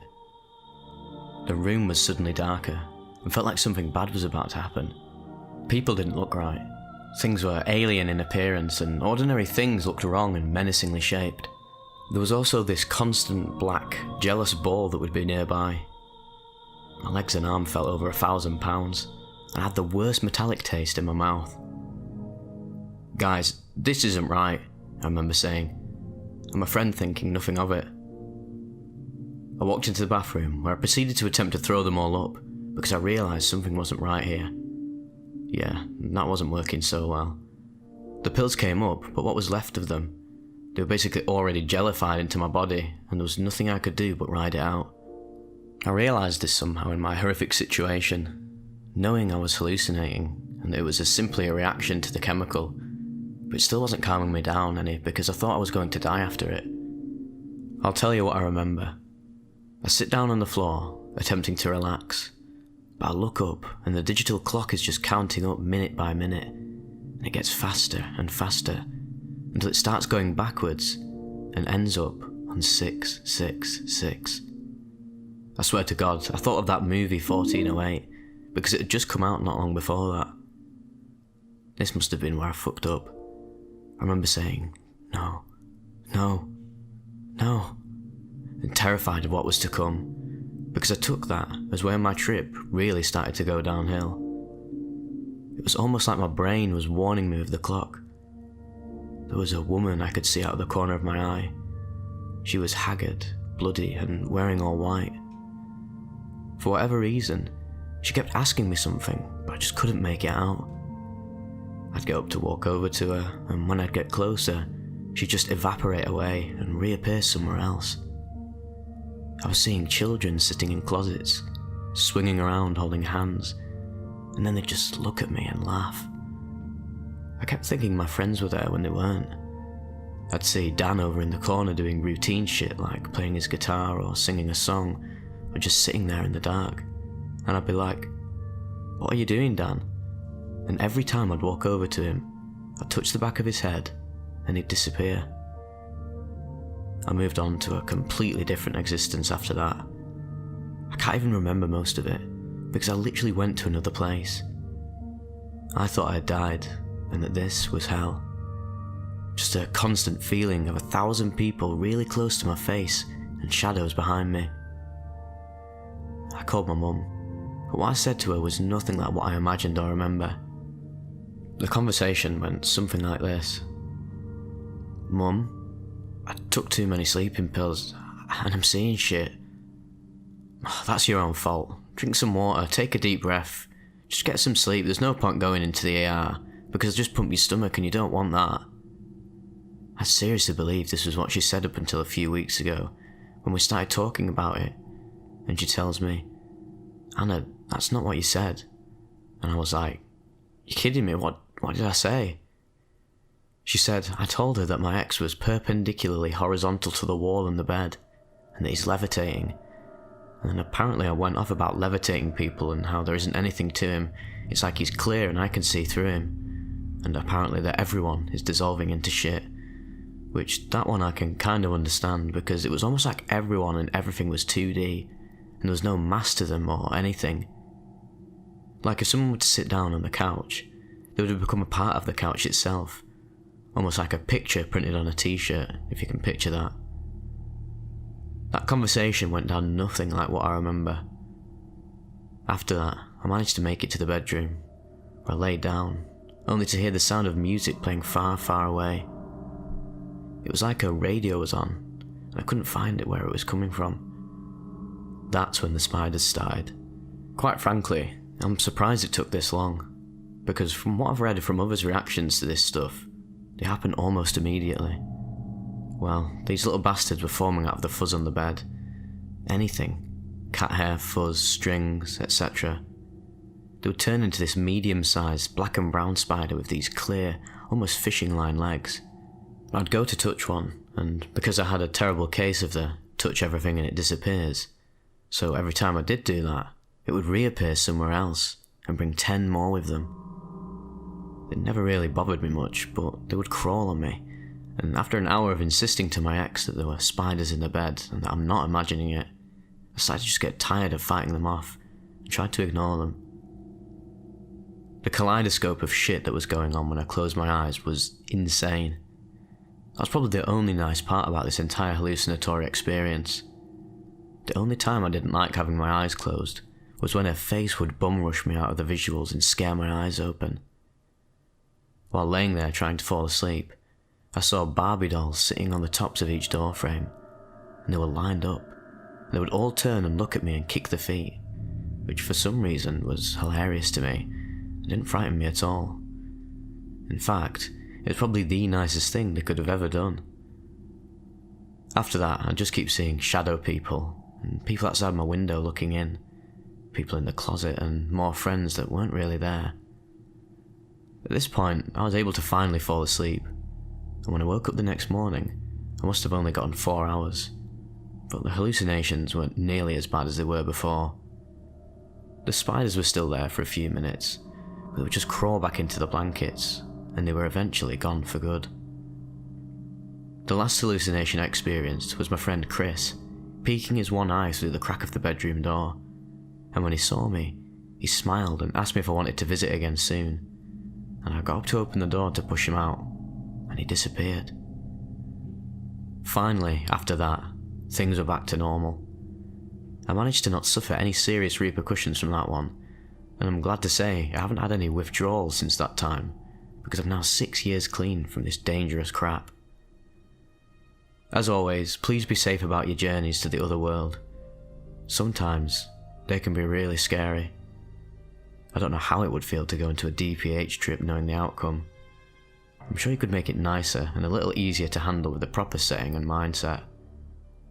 Peace and love, and remember, knowledge is power when it comes to anything, and that includes drugs. I've long been an over-the-counter junkie of sorts, and searched lots of websites on information on obtaining legal highs.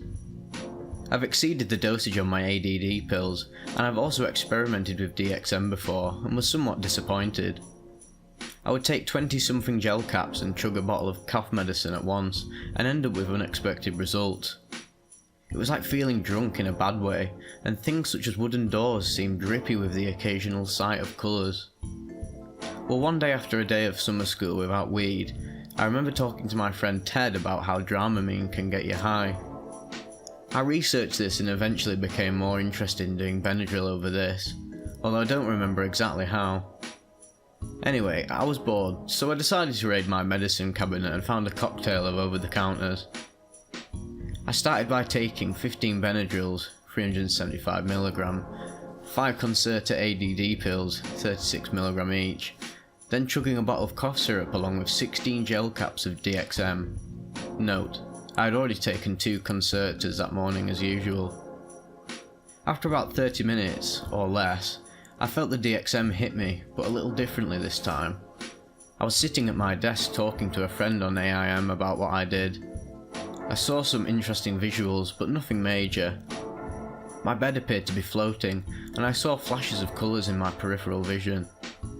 This was really cool and I was pretty excited about this. However, it didn't take long for the drugs to overcome me, and about an hour or so after taking all of this, I got really tired and dozed off to sleep.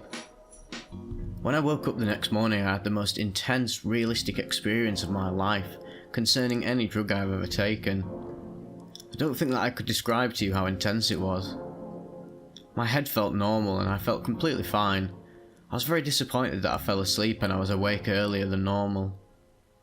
I started thinking really hard and trying to trip in a sort of way, and it all progressively came on. I was staring at my ceiling and noticed a few flies on it. Nothing unusual, I thought. For some reason, I started thinking about how all these flies formed on the window in the movie The Exorcist, and wouldn't you know it, millions of them started forming and spreading across my ceiling. My paranoia of bugs made me think they were crawling on me, and I started writhing frantically. After a little bit, this wore off. I decided to get ready for school, so I turned on the light next to my bedstand and got startled a little. The shadows cast from the lights formed outlines of demons, demon eyes, demon bodies, demon faces with horns. I saw at least 10 or 20 demon shadows in my room. Since this always kind of interested me though, I was slightly intrigued yet a little shaken. I shook it off as a coincidence, but then things intensified. I noticed millions of little orbs and rods flying across my room from the hallway back and forth. Literally millions. But I really could only see them as flashes of light at first, and then kind of vibrated my eyes back and forth to clearly see them. Still, I was intrigued, being the supernatural enthusiast that I am. Not that I wasn't scared, I was still reasonably calm considering what was happening, but my heart was pounding pretty hard. What happened next was what really scared the shit out of me. I walked out into the kitchen to get a drink, and in the window was an alien. Kind of what you'd see in pictures, except this one stared at me with evil eyes. He kept shape-shifting too. Sometimes he'd have horns, other times he wouldn't. His bone structure would shift and he was eventually accompanied by a midget hooded alien looking just as evil. You'd think this would be funny, but to see it plain as day staring at you is pretty scary. After this I freaked out completely. I woke my parents up and told them what I saw, and I looked right at them but they didn't see anything. I was spazzing out somewhat, yelling, "How the hell can you not see them?" After that I walked back in my room and walked up to one of my windows. In the reflection I saw a decapitated baby arm laying next to my feet, and a demon eating it. I remember kicking on the ground and actually feeling the arm too. I told my parents that I only took some cold medicine the previous night, which they believed. My parents had me stay home from school that day and called my grandma to come over and watch me for the day as well. They said my pupils were huge. I saw aliens everywhere. In every reflection, every shadow, every pattern, there was some form of an alien. I even watched The Simpsons and there were animated aliens in the cartoon. I asked my dad for the digital camera too, and I took pictures of what I saw. When I looked through the lens facing my backyard, there were hundreds of them walking around casually. Some were calm and nice, while others were scary, evil looking. When I'd take a picture of them, it'd show up different than when I first saw them. They'd change shape in the picture and then again when I looked at the picture again. Sometimes they smiled or posed in funny ways, which eased my tensions a little bit. My grandma definitely helped out a lot. She told me to just relax and calm down and prayed for me too. She's very religious. It was kind of weird when I did this, because when I relaxed, the evil look on their faces instantly transformed into a smile, and the alien would disappear and a new one would spawn. It was kind of like in one of those movies where people fall in love and it plays that stupid classic love song. Well, the rest of the day wasn't much different. I laid down and saw reflections of aliens on my shoulders, and occasionally I'd feel slimy hands touching me, but as long as I relaxed I kept it under control and was eventually able to sleep. I went to the doctor's office and my counsellor that day as well, and was told I'd be fine and just needed to relax, sleep, rest, and that sort of thing. I also saw this weird shadow of a gnome holding a knife as well. That day was pretty scary, but I also saw some funny things too. The first evil alien I saw in my kitchen window at one point was holding and smoking a crack pipe. I also saw an alien having sex with a chipmunk next to the shed in my backyard. I was still shaken though, and every reflection and shadow held an image of an alien. I know this is a highly unusual experience, but it actually happened. I went to bed and the next morning the hallucinations were gone. What a relief. Story 2. Okay, well, being the smart person that I am, I decided to try Benadryl again. I bought some at my local pharmacy and was ecstatic. I decided to take it alone this time, with the exception of my daily dose of 2 36mg concertas. I did it before a youth group at my church, figuring this would provide a good trip this time. I arrived an hour early to church and already took the Benadryls, 500mg all at once, and decided to take a walk back into the backwoods behind the church as I usually do. There is a trail that leads to a field about 200 yards back. I lit up a cigar and smoked about half of it while I was back there, and cranked my MP3 player to techno music and a little grunge. I was feeling a nice cigar buzz as normal, and it was getting dark, so I started walking back. I stopped where I could see the church and was at the opening of the field. I called up my friend about something completely erroneous and started tripping while on my cell phone. I saw some aliens again, but this time I just laughed because I was used to it and didn't care much. I saw the outline of the Grim Reaper in the trees and didn't care much either. Hell, I was having a blast. I still had a cigar in my hand and some other kids were walking towards me, so I stuffed it in my pocket, it burned out, and casually paced. The girl among the two commented on my shirt, which was cool and made me happy because she was pretty hot. I started walking back and thought I saw my friend walking with a cop, but it turned out to be his girlfriend, which was very weird. I sat down in the church when I got back and saw fun stuff. The floor was moving and people's reflections in one of the windows by me were acting completely different from what the actual people were doing, and it was really funny. Sometimes there were reflections of people and things that weren't actually there. I really enjoyed it this time though, go figure. The only problem I had that night was that the pastor's son kept shoving green Play-Doh in my hair and telling me I smelled like smoke, which I did badly, but didn't faze me too much. I went to bed and took 600mg the next morning before school. I saw similar stuff, mostly moving floors and shifting patterns, no aliens though. Both of these times were fun, but it ended by 9th period. I was tired and took a nap when I got home. The second and third time were wicked fun, probably because I got used to it and I didn't mix it with DXM or something like that. I should also state that I've smoked lots of marijuana in my past, Smoke cigars, cigarettes, sniff pain pills, a little coke, tiny bit of shrooms, very bad cow dung shrooms. Done DXM a few times, had incredibly high amounts of caffeine in the form of coffee and pills together, taken 12 plus ADD pills at once, with caffeine too, and have drank a lot of alcohol. My tolerance to drugs is pretty high from all of this, and possibly genealogy, not to mention that I'm a considerably heavy guy.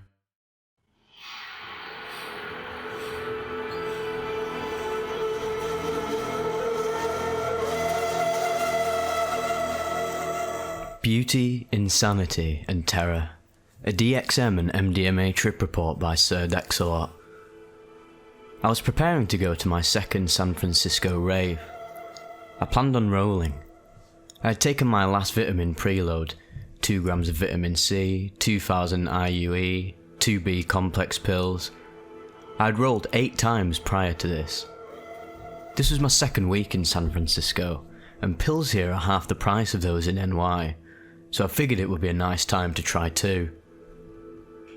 At 9 PM, I ingested 200 milligrams of DXM. I should note that haven't done it in a while, but by no means decided to stop, a weekly DXM user, and this amount presented no psychological effects whatsoever to me. To be safe, 200 milligrams was actually the first amount of DXM I ever took, and even then I felt no effect, as my threshold is around 260 milligrams. The amount of DXM I took did not cause a noticeable change in temperature or mood, and I do notice feeling much better the next morning if I take a low dose of DXM before rolling. I got to the party at 10:30 PM. It started at 10. There were a surprising number of people so early. I wandered around through the different rooms, settling on the trance room. At around 11 it began getting more crowded, and I purchased 2 pills, Blue Walking Men. I took the first one immediately. Around 45 minutes later I began my "I'm not feeling anything, these were fake, fuck" ritual that I go through every time, knowing well that I never begin to feel the effects until around 70 to 80 minutes in. At 12 o'clock I dropped the second pill. 15 minutes later, sure enough, I begin to feel the first pill. It begins with the nausea, then the instant feeling like a huge weight has been lifted off my body. I feel incredibly light, and motion is completely effortless. I purchase water and begin drinking. I will drink around 4 bottles of water throughout the night. I'm a very shy person, but I get thinking, come on, you're rolling, stop being shy, as I normally do. I walk into the chill room and stand by the fan, and am greeted by a cute black girl. We introduced, and I saw she had a freezer pop in her mouth. I asked where she got it, and she told me the jungle room, and asked me to bring her another one if I was going to get one. I did, and came back. We talked a bit more, and she told me a bit about San Francisco parties. Then I left to go do some more dancing. At around 1 o'clock, the second pill hit me fully. Oh my god, I rolled 8 times before this, but never have I felt this way. I realised that all this time, I had been feeling these subtle things that people talk about are so wonderful about E. For example, I would notice things felt different and liked how they felt different. They didn't directly feel good though. Now though, anything I touched sent a wave of joy through my body. Movement wasn't just easy and effortless, it felt utterly wonderful. I saw across the room that some other girl must have just come up on a pill. She went from slowly half dancing to beautiful movement in perfect synchrony with the music. Her face went from expressionless to ecstatic. We must have been looking at each other come up, because we exchanged a smile that held for at least 10 seconds, and then returned to dancing. I returned to the other girl, who was still sitting by the fan. We call her A. I must have had a huge grin on my face, because she laughed when she saw me. I sat next to her, right by the fan. She was with this other guy, and I didn't know what their status was, so I was just talking to her, not hitting on her at all. But while talking, she put her arm around my neck and began massaging my back. Again, on my previous rolls I had felt, oh, I'm rolling, this should feel good, and so it did. This time each rub produced the sensation of an orgasm throughout my entire body. Just as I was wondering what the guy she was with thought of this, he began massaging the guy standing next to him, at which point I realised I was indeed fine. Also, unlike after only a single pill where I had to somewhat push myself to not be shy, I was eager to talk to people. I was comfortable and proud of myself, and saw no reason not to share my happiness with those nearby who seemed to be interested in meeting people. A and I then got up and moved to a room with music. We exchanged positions and I massaged her. She turned around and kissed me. We kissed for several minutes and it felt wonderful. Unfortunately, she had to leave early. I wasn't sure if I'd said something that turned her off, or she actually had to leave, and I didn't want to make her feel uncomfortable. So stupid me didn't ask for her number, taking the pessimistic or careful choice. But fear not, 5 minutes later I saw the guy she was with, who informed me, "Hey, A wanted you to call her. Here's her number." This was around 3 o'clock. I went back to the chill room and met some new people. After a few minutes, one of them mentioned, "Why is it so hard to find a pipe? No one has one." They had been looking for a pipe to smoke weed from. I had one and offered it. Obviously, this established me as a member of the circle. I took 4 hits of this medical cannabis and decided that was enough for me. I had never smoked while on MDMA before, so I was not sure what to expect. I suspected I would continue to roll, just perhaps be slightly mellower. It seemed like it was going this way, but slowly and surely the roll went away. I was no longer social or had any desire to talk to anyone. My mind was racing. I felt at this time almost exactly as I did on LSD. I had no desire to move or speak. I sat in the corner while my mind raced. And I cannot emphasize this enough, I was no longer rolling at all. I was full-blown tripping. I should also note that at this point I became separated from the group I was with. The party was scheduled to end at 6 AM. At around 5, I overheard the word "cops." I was terrified. Cops? Now? What will I do?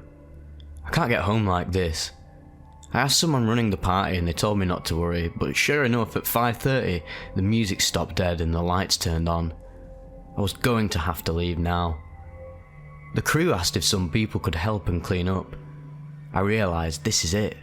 If I can just stay here for another hour and straighten out, I'll be fine.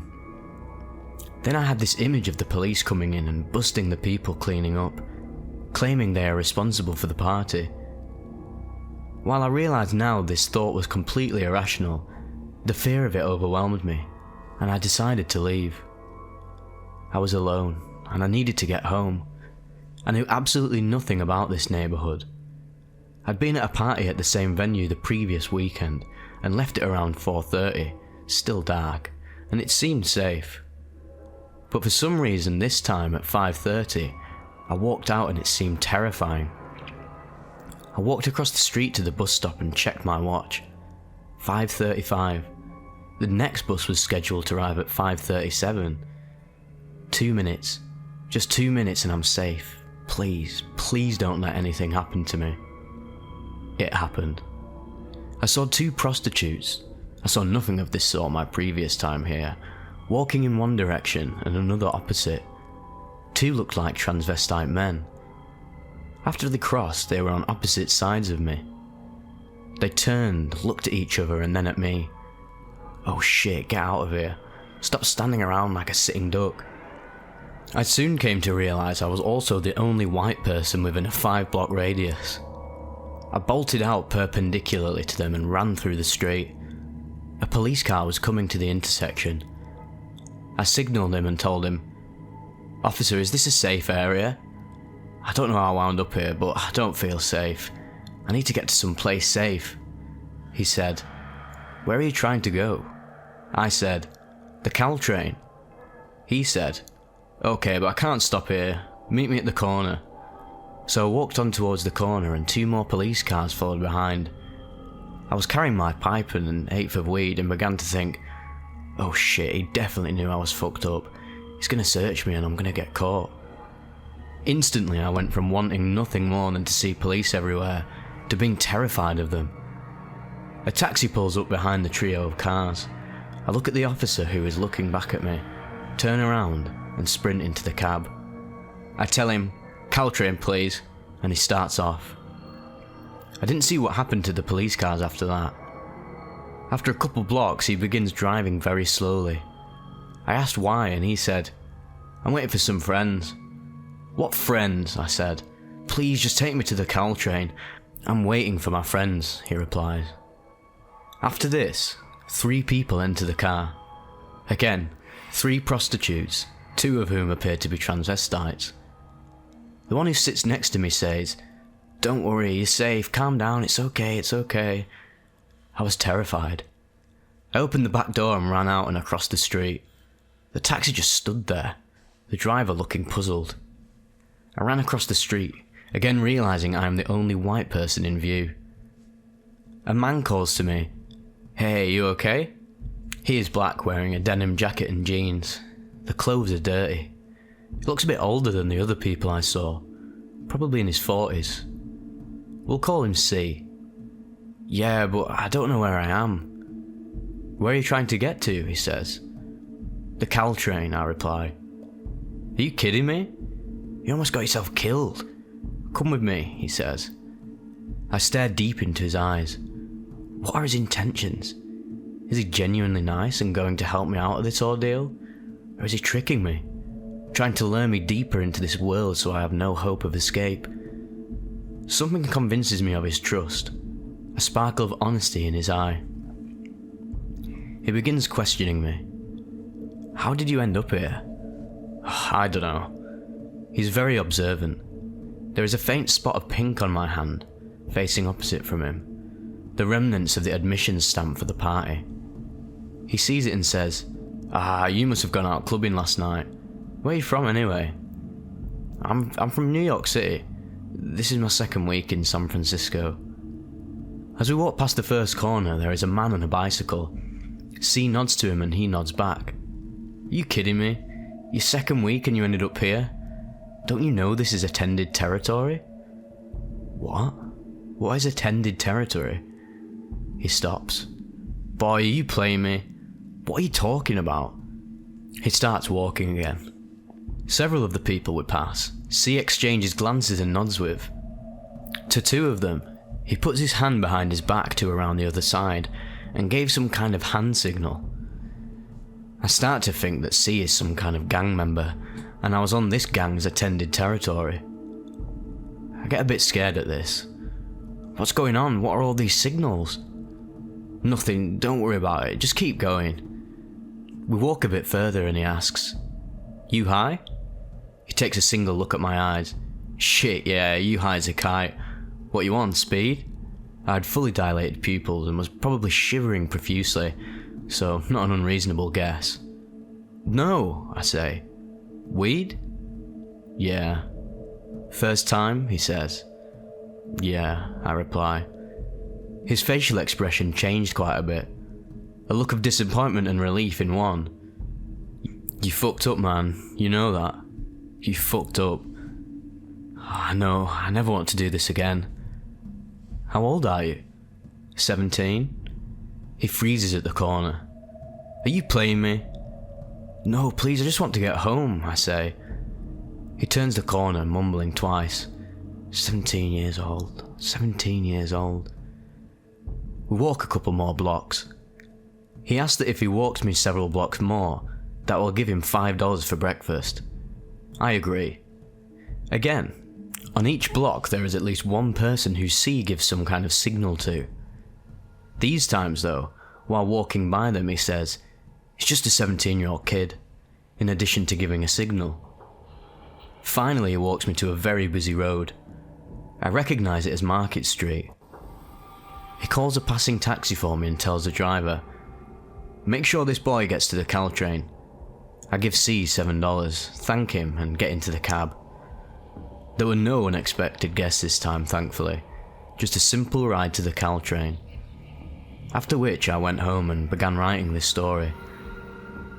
The cab ride was about 10 minutes long and I got to the station at 5:59. The initial flee from the bus station occurred at 5:35. Thus, This entire ordeal must have taken a total of 15 minutes. There is no way all of this happened in 15 minutes, and this story is completely crazy, so some of this must have happened in my head.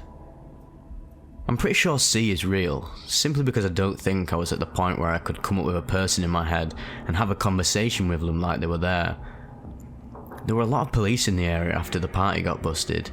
C was very observant to things, remembered everything I said, and something didn't quite seem right about him. His attitude was not that of an old poor man living in a shitty area. I also know that the cop I told I needed to get to a safe place was real. When I told him this, I was completely freaking out, shivering and probably looked terrified like someone was about to kill me. I cannot imagine this officer just ignoring me after I didn't follow him. Thus, whatever happened in those 15 minutes must have involved police somehow. This begs the question, was C actually a gang member? Or was he an undercover police officer?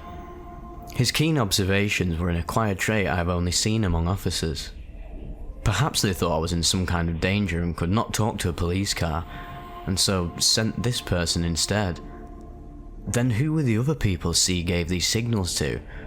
I know this sounds crazy and paranoid as fuck, but I'm pretty sure these signals were real. At the very least, the whole "he's just a 17-year-old kid" was definitely real. Were they members of a gang C was undercover in? Other undercover cops? What about the taxi? Were those prostitutes undercover cops who ran to my attention? And was it really in fact okay and safe? Was the whole taxi party even real? The prostitutes at the bus station? Were they going to attack me? Were they really there? I was alone and tripping in a dangerous area. I fucked up. I'm lucky to be alive or not arrested, but I'm not bothered by the "oh my god, I could have died."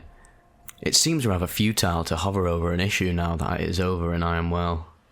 Rather, I am extremely bothered by the fact that I have no idea what happened to me in those 15 minutes.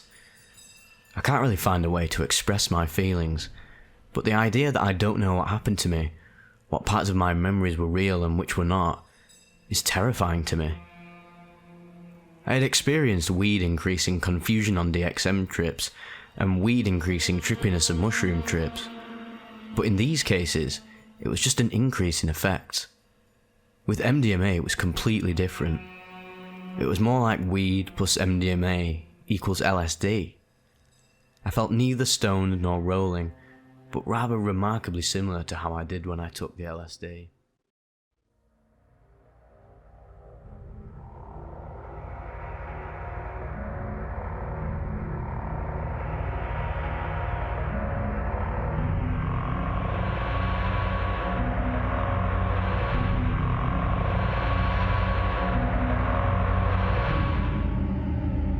An experience from the Datura subreddit, posted 2 years ago by the user RemarkableT3717. Hello everyone, I'm reporting back after my experience. Finally, I'm safe, I'm okay. But sadly, I'm very messed up in my head right now. The doctors have diagnosed me with depersonalization and derealization. I fully regret my decision overall, and I know that I shouldn't have done it. I was in the hospital for about 3 days, tripping the whole time I was there. Here's what I remember so far. So first, I took the seeds. About an hour later, I get up, confused, not knowing where I was or who I was. I was trying to text people on Reddit for my comments. I couldn't read or anything though. I remember looking up and seeing a hanging man swinging like a gif every time I looked away, and every time I looked back, it would restart. Then I stopped and blacked out. My father was screaming, and I couldn't understand anything. But I remember the walls turned brown, and everything was a brown hue. I couldn't tell what was real or fake. The faces in the walls would say things to me, like kill yourself or die. I felt drunk, very drunk, and I puked everywhere thinking it was blood. From the state I was in, I had no idea. I saw lots of distorted people walking around in my home, speaking and screaming at me. I was utterly terrified, because I didn't know if they were going to attack me or not. Then finally, I blacked out once again, waking up to my father driving me somewhere. All I remember is the word hospital being mentioned. I can't imagine what I was putting him through. I remember I couldn't see anything at all throughout the window, just blackness. Then I looked down and saw a little man running across the car floor. I kept laughing, thinking it was funny, but then I saw this entity. I'm not sure if anyone else has seen this before, but it was a demon dog, like from Call of Duty Zombies, but it was sitting in the front seat, growling at my father. It was like it didn't want me to live. It wanted to see me die. I recall smoking a lot of cigarettes too during the trip. Again, I couldn't tell what was real or not. And as we got to the hospital, I immediately blacked out. I was in bed, and then when I woke up, I was in another dimension. I saw thousands upon thousands of dead bodies stacked upon one another, going through into the sky. All I could hear was blood-curdling screams, and blood itself was stained onto the walls of brownness. That's really all I recall, until I woke up with a horrid headache and the doctors telling me I'll eventually be okay. If you want to try this evil drug, don't. I'm only 17 and ruined my whole life because I wanted to try this plant. I have no friends now, and nobody is here for me. I'm so alone, and I'm so done. I somewhat wished that it would have killed me, but I have my family, and that's all that matters. Again, please do not do this drug. It's not worth it. Thank you for reading, and God bless.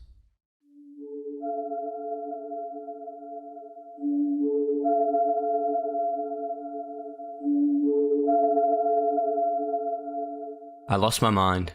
A 60mg 2CB trip report sent in by Loxy. I'm 36 and have been experimenting with and recreationally using drugs on and off since I was 16, when I began taking ecstasy with my mates.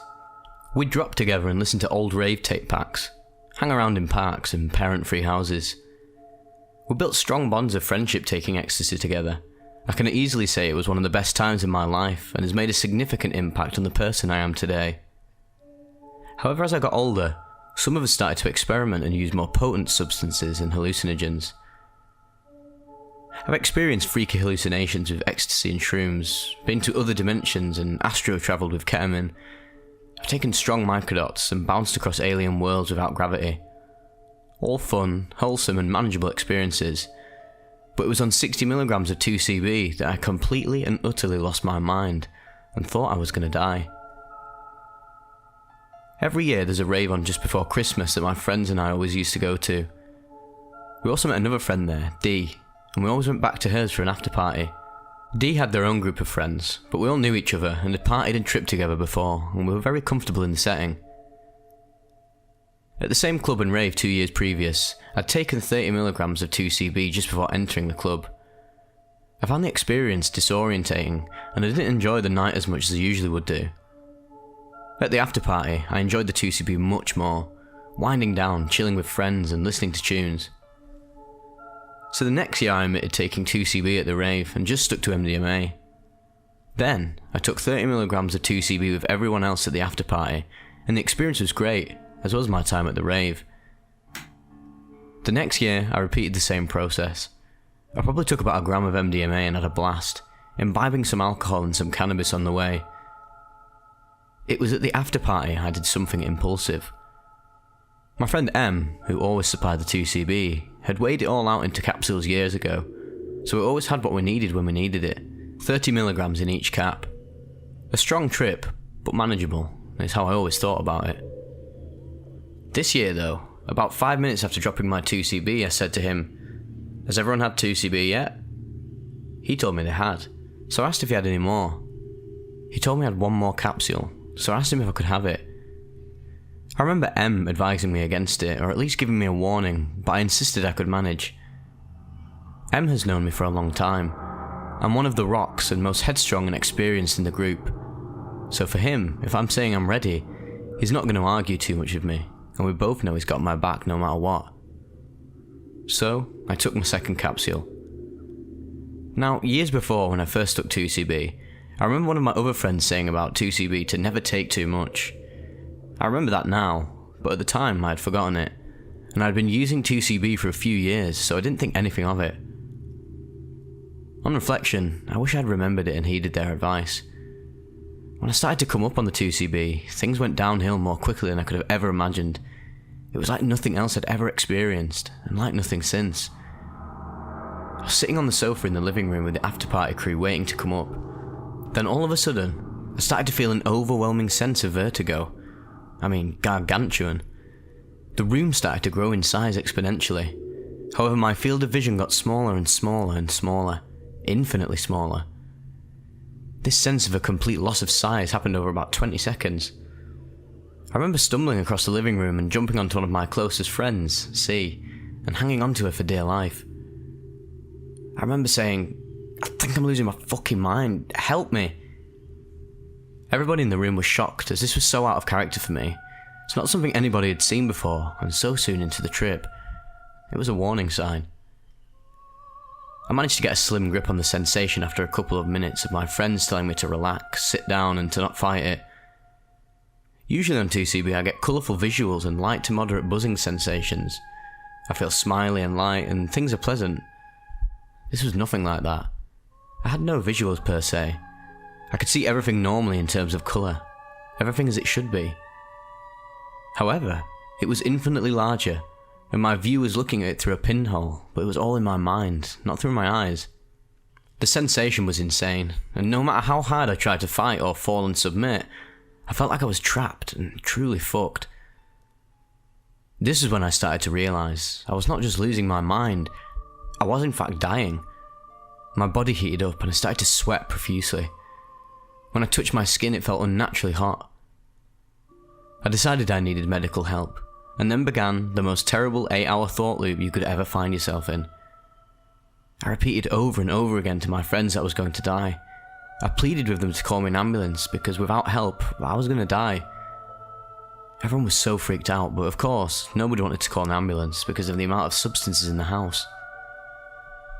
This went on for about an hour, and I was stuck between two friend groups not knowing how to handle the situation, but ultimately making sure I was medically okay, even if freaking out. Then, something saved me, at least temporarily and momentarily.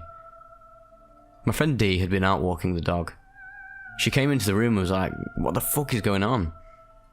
I was lying on the sofa, eyes rolling, insisting I was going to die, burning up and overheating, and our two friend groups are freaking out and wondering what to do next. So D jumped on me and put her face right into my face and shook me. She shook me and shouted, "Look at me." Wherever I was, wherever my mind had got stuck, she was able to reboot it for a moment. I remember looking at her and seeing her.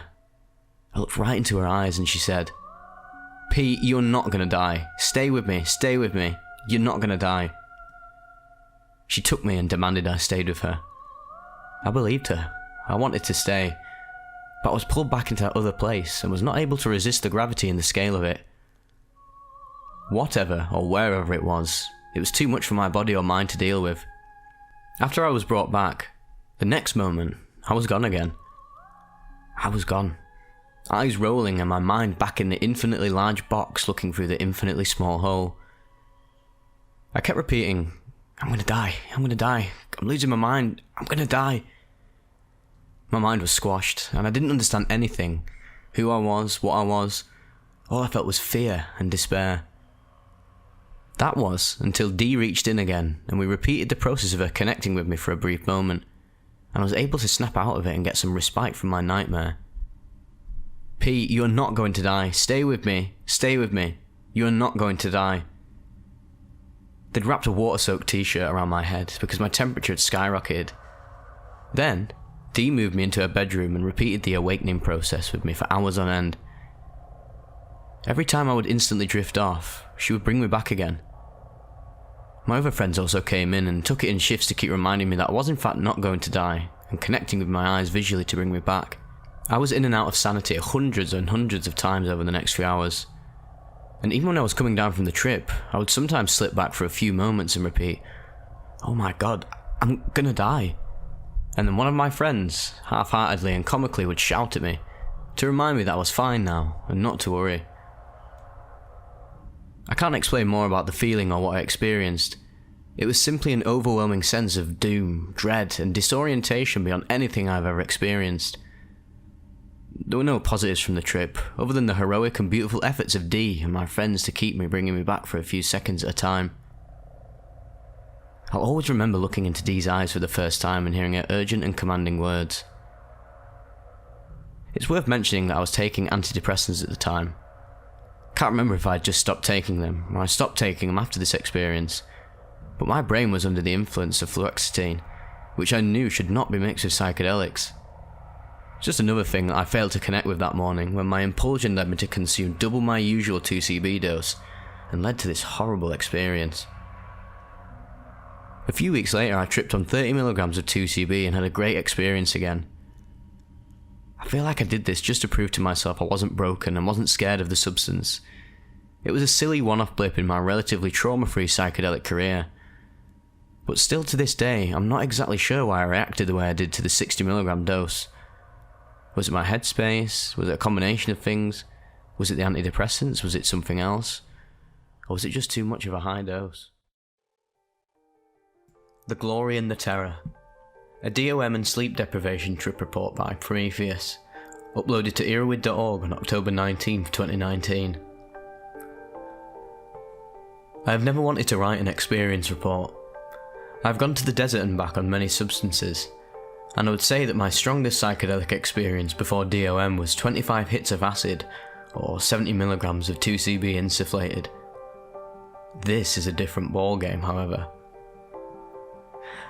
I took 10mg orally at a small festival in Northern California with 100 of my closest friends. I knew that I was going after a Leviathan, and I wanted to be around all of the people who loved me in case I had a psychotic break. Please also note that I have never had any psychotic issues on any substance ever before. 0 hours. No noticeable effects. 1 hour. I'm beginning to feel a small amount of trepidation, a bit like my first acid trip. 2 hours. It feels like a primal force is building inside of me. It was at this moment that I knew I was in for an experience. Do you know what it's like right before that 110 miles per hour storm in the desert? That eerie sense of calm. I begin to feel a sensation of fingers drumming on my spine. 3 hours. Oh my god. What have I done? It feels like 1,000 rhinos crashing headfirst into one another at my feet. The visuals are far harder than the hardest acid visuals I've ever had, and the journey hasn't even begun yet. It is like a roar that grows louder every second. I've never done anything as loud as this drug. 4 to 6 hours. At first it seems like all I have to worry about is things looking pretty and a bit of warmness in my chest. As the trip goes on though, I start to feel emotions, like a beam of light into my chest. It's so fascinating, like every emotion being poured into me like a faucet. Fear, love, happiness, anger, sadness, and most interesting, bone-chilling terror. I've never feared anything in my life, and I don't believe I actually feared the sensations of this chemical, but I did shake for the rest of the trip every now and again. It's like what I imagine one might feel when being hunted. The DOM rolls louder with each passing second. I can feel every cell in my brain firing as hard as any trip I've ever experienced, like they're frying on acid but much, much harder. The trees in the woods begin to breathe. As I try to dance on the dance floor at this camp out full of friends, I am acutely aware that I am the loudest thing in the room, as if I were the sun and all of the hippies on acid were lesser stars 1,000 miles away. I burn so hot. Every person who tries to talk to me is overwhelmed by the intensity of my gaze, such that I try not to make eye contact while describing the effects of this chemical. 7 to 14 hours. I've never experienced a drug that gets louder for 14 hours. It is surreal. I went to the bathroom in my room to get some water and the droplets along the sink seemed to be pulled upwards by a million tiny claws. I feel all of the emotions, like standing on the edge of awe while simultaneously being hunted by a pack of hyenas. I vomit, and I'm certain that my girlfriend is outside of the room slitting her wrists open and carving her heart out of her chest like an Aztec sacrifice. I call her name as loud as I can, but she doesn't hear me.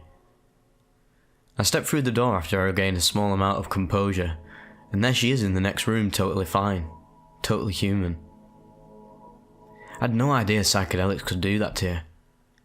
This realisation made me very happy, as it was yet another confirmation that hallucinations are not real. I could feel 1,000 eyes bearing down on me, and I loved it. That feeling of fear is something I will savour forever. I began to fall in and out of love with my girlfriend 1,000 times a second. It is so bizarre to measure romances in hertz.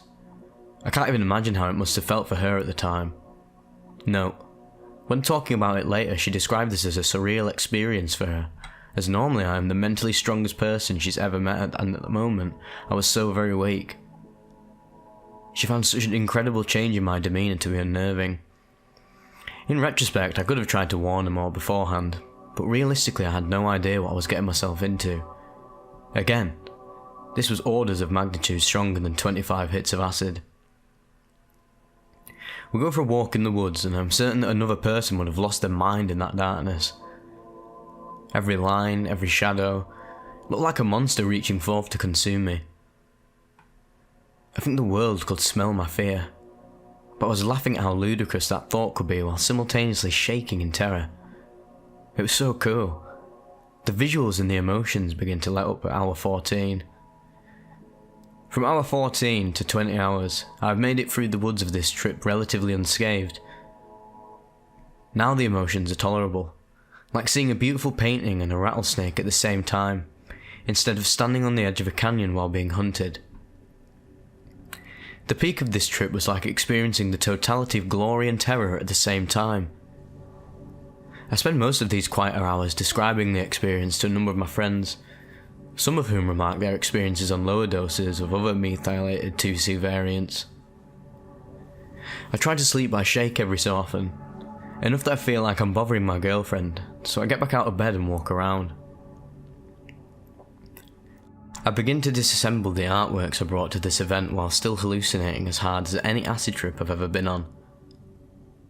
Around hour 20 the visuals were beginning to subside. The roar was like a dull moan now. From 21 hours to 25 hours the effects of the drug are nearly gone. It feels like the waning hours of a very calm acid trip now. I made the mistake of taking it after having been up nearly 24 hours already, and I still don't feel tired. I ended up falling asleep at about 30 hours, and I slept without dreams. Overall, I would describe this drug as the closest thing that I've had to a primary religious experience. I would not recommend this chemical to anyone who had not taken acid at least 100 times, and I would not recommend it to anyone who was well acquainted with fear. It is the first sinister psychedelic I have ever taken, and I will never forget it. To be able to touch bone-chilling terror is such an incredibly special experience for me, one that provided a stark relief against which to view my life. I had so many revelations and so many lessons learnt. I realised that all I fear in life is losing the people I love, and that I have so much work to do in this land. I want to build so many things, and I'm excited to be more thoughtful in my choices in this life. This drug is a special thing, and should not be taken lightly at all. I saw myself in ways I hadn't before. After this experience, I felt like I had slain a dragon.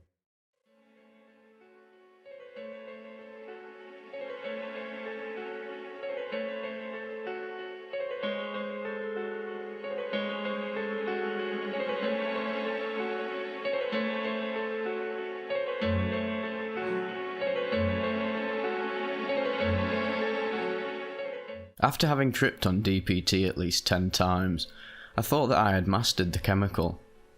I was completely wrong. On the 3rd of December 2017 at about 12 PM, I decided that I would insufflate 150 milligrams of DPT and go on a walk up the road to the dollar store. Shortly after leaving home, I vomited profusely due to the unsettling taste of the chemical's drip. Within 5 minutes, I was experiencing intense level 6 geometry. And just to add a note here, geometry is actually defined as the experience of a person's field of vision becoming partially or completely encompassed by fast-moving, colourful and indescribably complex geometric patterns, basically visuals on psychedelics, but some of the most intense and complex ones you can experience. So level 6 would be extremely high levels of geometry. So yeah, just thought I'd add that in there. I began to freak out, thinking that there was no way I could go inside the dollar store like this. I continued walking, but it did not feel like I was moving at all. It felt as if I was walking in place while the world was zooming past me. As things became increasingly more intense, my trip took on a sinister and very unpleasant vibe. The visuals were so intense that I no longer knew where I was. The bodily sensations and visual impairment were just completely overwhelming. I had an extremely disconcerting sense of dysphoria. I felt as if I were in a cartoon-like nightmare. Even though I am very experienced with this chemical, I had formed a delusion that my mind was completely broken and I had gone insane. I thought the trip would never end. It felt like I had been tripping for hours, even though it was barely 15 minutes. At this point, I began to really start spazzing out. I would run back and forth up and down the road, forgetting where I was and where I was going. I was completely lost, and I kept telling myself how much of an idiot I was for thinking I could handle this. I completely accepted that my mind was broken, that I would never be the same again. At this point, I started to form very unsettling scenarios and plots. I thought that I had been running around town tweaking for hours, and everyone was in their yard pointing at me and laughing. I could literally hear voices yelling, "Look at him, he's gone crazy." I felt as if I had made some big mistake, and everyone knew what was going on. In reality, I don't think anyone was around. I ended up sitting on a bridge, overlooking a river. I thought that life as I knew it was over. I thought about how my family would react, knowing that I had gone insane. They had warned me several times to stop taking psychedelic drugs, or I would one day end up in a mental hospital. I did not want to be suffering like this for all eternity in a mental hospital, so I came to the conclusion that I must die. At first, I was upset about this. I was literally in tears. I thought about everything that would happen once I died. I felt sorry for all the people who would be affected, and the people who would get in trouble for supplying me with this impure DPT that had so severely and indefinitely ruined my mind. I thought about my family and how much they would miss me. I even imagined my own funeral. But I did not care. I was intent to end this pain and suffering. I thought about all of the ways I could die. Perhaps drown myself in the river, jump in front of someone's car. But then I realised that I was maybe not spiritually prepared for death. What if the trip continued into the afterlife? Would I be suffering like this forever and ever? I decided that I had to say goodbye to my mother. I ran home and told her that I had taken a drug called dipropyltryptamine, and that I had gone insane forever. She had no clue what I was talking about, and was very concerned because I had lost one of my sandals. I had a busted bloody lip, and I was covered in vomit and mud. I begged my mom to kill me and put me out of misery, before I got into the system and would have to suffer forever. She called 911 and told the paramedics that I was suffering from a drug overdose. They rushed me into the emergency room as if I was dying, which did not make my trip go any better. They said that my heart rate was 4 times what it should be, and my blood pressure was sky high. Thankfully, my trip came to an end shortly after arriving at the hospital. The doctors had no clue what to do since they had never heard of DPT. They contacted the Poison Control Centre and then made me stay on IV fluids for over 5 hours. I also had to do a psychological evaluation before being able to leave. This was an extremely humbling experience, and I have learned that I must show proper respect for a chemical this powerful. I had no business going in public on such a high dose, let alone by myself. I am very lucky that I did not commit suicide, even when I had accepted that it was the only option. I have tripped hundreds of times over the past few years, and never experienced anything this profound.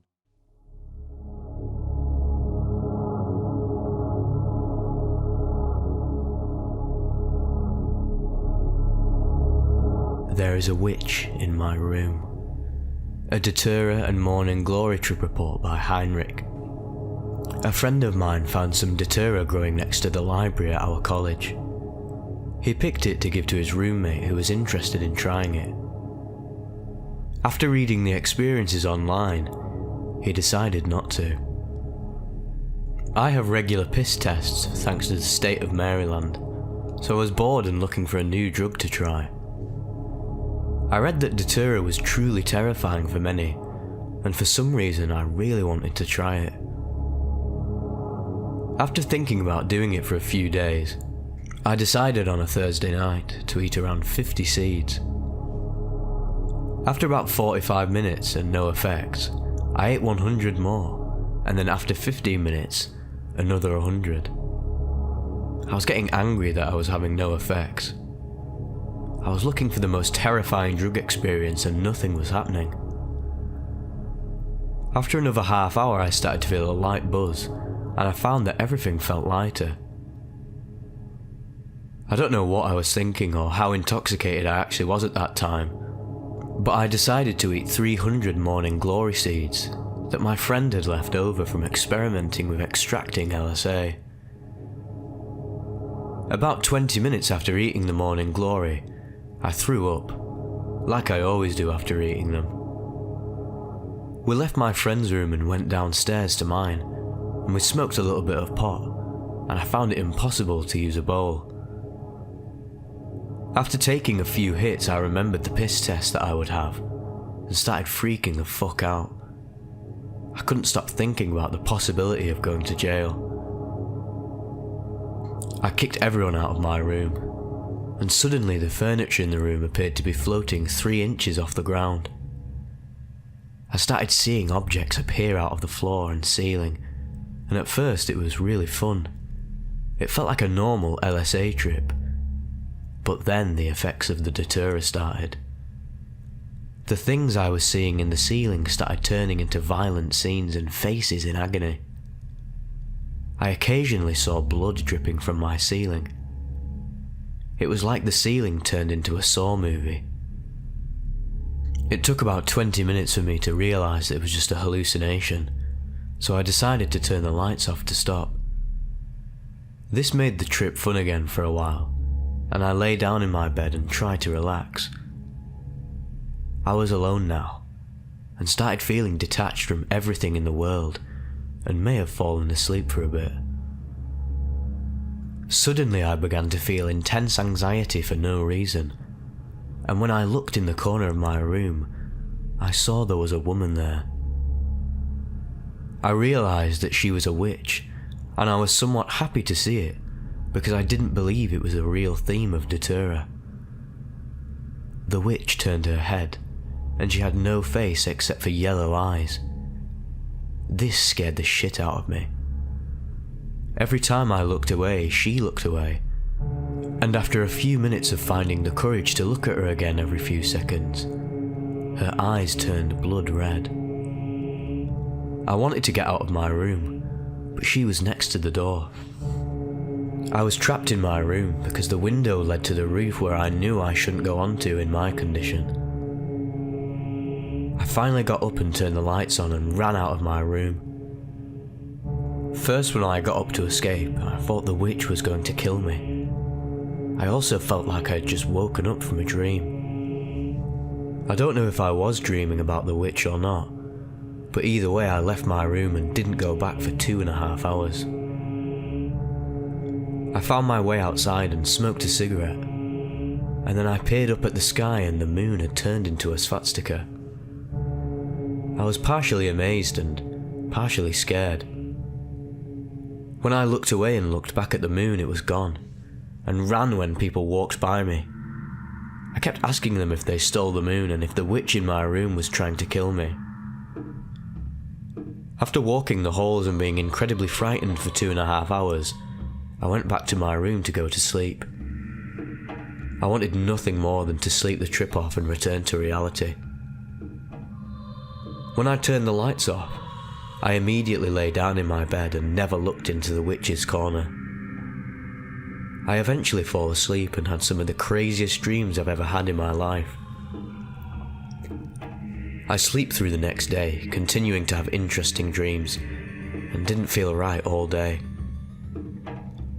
I will not do Datura again, and it really did not produce any desirable effects. My hallucinations were violence, blood, agony, witches and swastikas. It has been more than a month, and I still don't think I have ever completely recovered mentally.